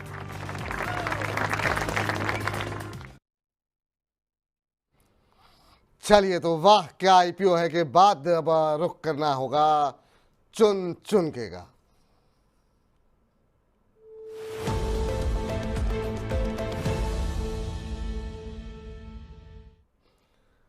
चुन चुन के लिए बहुत सारी टिप्पणियां हमारे पास आती हुई दिखाई दी हैं और इसमें बहुत लोग कह रहे हैं कि सर मुहूर्त ट्रेडिंग के बारे में बताइए। और मुहूर्त ट्रेडिंग इसलिए भी काफ़ी महत्वपूर्ण हो जाती है सर, क्योंकि शायद आप जो है जब तक आप अगले सोमवार को आएंगे तब तक जो है मतलब मुहूर्त ट्रेडिंग का वक्त गुजर चुका होगा। तो जो लोग शुभ करना चाह रहे हैं उनके लिए मुहूर्त ट्रेडिंग के दिन कुछ एक शेयर, एक दो शेयर जो खरीदते हैं, क्या जो एसआईपी शेयर आप बताते रहते हैं उनमें से कुछ करना चाहिए या कुछ और बाकी आज के चुन चुन शेयर कौन से होंगे, इस पर जरा आपकी टिप्पणी जानना चाहेंगे। देखिए, मैं आपकी टीम से हेल्प भी मांगूंगा, रिक्वेस्ट भी करूंगा। मुहूर्त वाले दिन मैं एक वीडियो शूट करके आपको दे दूंगा। आप उसको प्लीज़ पब्लिश कर दीजिएगा कि मुहूर्त के एक दो स्टॉक, क्योंकि देखिए उस समय क्या माहौल होगा, शाम को क्या इंट्राडे में कौन से ट्रेड होंगे जिनको आप ले सकते हैं, मुझे लगता है उस पर फोकस करिएगा। लेकिन आपने बहुत गहरी बात कही, अगर आप कुछ नहीं खरीदते तो आप एसआईपी वाले स्टॉक्स को ही खरीद लीजिएगा। ये सबसे अच्छा सॉल्यूशन है जो मेरे दिमाग में भी आपके बात के बाद आया। तो मुझे लगता है कि आप एसआईपी के स्टॉक्स में भेल, आईओसी, एनएचपीसी, इन सब पे फोकस करके कोई भी एक दो स्टॉक्स मुहूर्त के लिए ले लीजिएगा, अच्छा होगा। लेकिन इंट्राडे के जो ट्रेड होंगे या जो उस समय मुहूर्त के दिन ही मिठाई के पैसे और पटाखे निकालने, वो तो उसी समय आएगा। हाँ, और मेरा अभी से निवेदन है कि आपकी व्यस्तता बनी रहती है। मुहूर्त ट्रेडिंग के दिन जो है थोड़ी देर के लिए आपका समय हम भी चाहेंगे, और चूंकि आप बहुत जगहों पर व्यस्त हो जाते हैं, तो मुहूर्त ट्रेडिंग के दिन अगर आपको समय अगर आप मिले तो हम चाहेंगे कि आप उस दिन अवश्य दें हमें। लेकिन आपने एक नाम बताया, एक बार फिर से दर्शकों को रिपीट कर देते हैं। BHEL, NHPC और दूसरा क्या बताया सर आपने? IOC, BHC। तो इन पे जो है ये शेयर ऐसे नहीं है कि सिर्फ मुहूर्त ट्रेडिंग के दिन खरीदने हैं। मुहूर्त ट्रेडिंग के लिए अगर खरीद रहे हैं तो हमारी कोशिश ये रहेगी दिवाली से दिवाली तक के लिए ये शेयर आप खरीदें, क्योंकि फिर अगली दिवाली पे इसको रिव्यू करेंगे। बाकी इसके शॉर्ट टर्म टारगेट क्या होंगे, मीडियम टर्म टारगेट क्या हो सकते हैं, उसके लिए तो समय समय पर रवि जी आते रहेंगे, हम उनसे लेते रहेंगे और आपको एग्जिट करना कर लीजिए। पर फोकस हमारा ये रहेगा मुहूर्त ट्रेडिंग के दिन, दिवाली से दिवाली की बात करें। अगले दिवाली तक आपका पोर्टफोलियो कहाँ जाता हुआ दिखाई देगा। इसमें से कुछ इंट्राडे ट्रेड भी हम रवि जी से पूछेंगे, इस पर भी बातचीत होगी। लेकिन सर आपसे जानना चाहेंगे आज के लिए वो चुन चुन के शेयर कौन से होंगे? देखिए, चुन चुन के शेयर से पहले जो आप अपना स्टॉप लॉस ट्रिगर करा रहे हैं तो उसको आप टारगेट की तरफ बदलिए। पहले तो मेरी ये रिक्वेस्ट है। पहले हाथ जोड़ के निवेदन है, पहले आप चुन चुन के शेयर के बारे में बता दीजिए और अभी के लिए आज के लिए बख्श दीजिए। माफ़ी चाहेंगे क्योंकि दिमाग से ही मिस हो गया मेरे कि आज की शायरी जो है वो मतलब लिखना भूल गए या पढ़ना भूल गए या लाना भूल गए। हालांकि हर बार मैं कोशिश ये करता हूँ कि सोमवार की तैयारी करके आऊँ, आज मिस हो गया मुझे, तो आज के लिए माफ़ कर दिए। अगले या फिर मुहूर्त ट्रेडिंग के दिन ऐसा करेंगे कि दो आप मौजूद ही रहेंगे, मेरे उम्मीद करते हैं, तो मतलब उस दिन जो है आपको दो शेयर जो है वो पक्का सुनाएंगे। जी चलिए, तो फिर चुन चुन के स्टॉक में पहला स्टॉक है NMDC, जो कि वापस रिवर्सल पर आया है। 225 पर खरीदिए, टारगेट होगा इसका 240 रुपये का और स्टॉप लॉस यहाँ पर रख सकते हैं आप 217 रुपये का। बीच में थोड़ा सा और पुल बैक मिला तो 255 रुपये तक ये स्टॉक जाता हुआ नजर आएगा और ये सिर्फ 3 वीक के लिए है। दूसरा स्टॉक मैंने PTC दिया था, आपको 175 पे बाय करने की राय थी, टारगेट था इसका 220 रुपये का, लेकिन ये 8 महीने का ट्रेड। बातचीत होगी, तो आज के लिए मुझे इजाज़त दीजिए। जिनके सवाल नहीं ले पाए उनसे माफ़ी चाहेंगे। कोशिश ये है कि सवाल आप लोगों के शायद डिस्कशन में आ गए हो, कोई सवाल छूट गए हैं तो कल लिख लेंगे चर्चा में। तो बने रहिए हमारे साथ, कल 1 बजे देखते हैं आज की ये रिकवरी कल तक टिकेगी या फिर आएगी गिरावट। बनाएंगे रणनीति। मुझे इजाज़त दीजिए, मनी 9 के साथ बने रहिए। फिलहाल के लिए नमस्कार।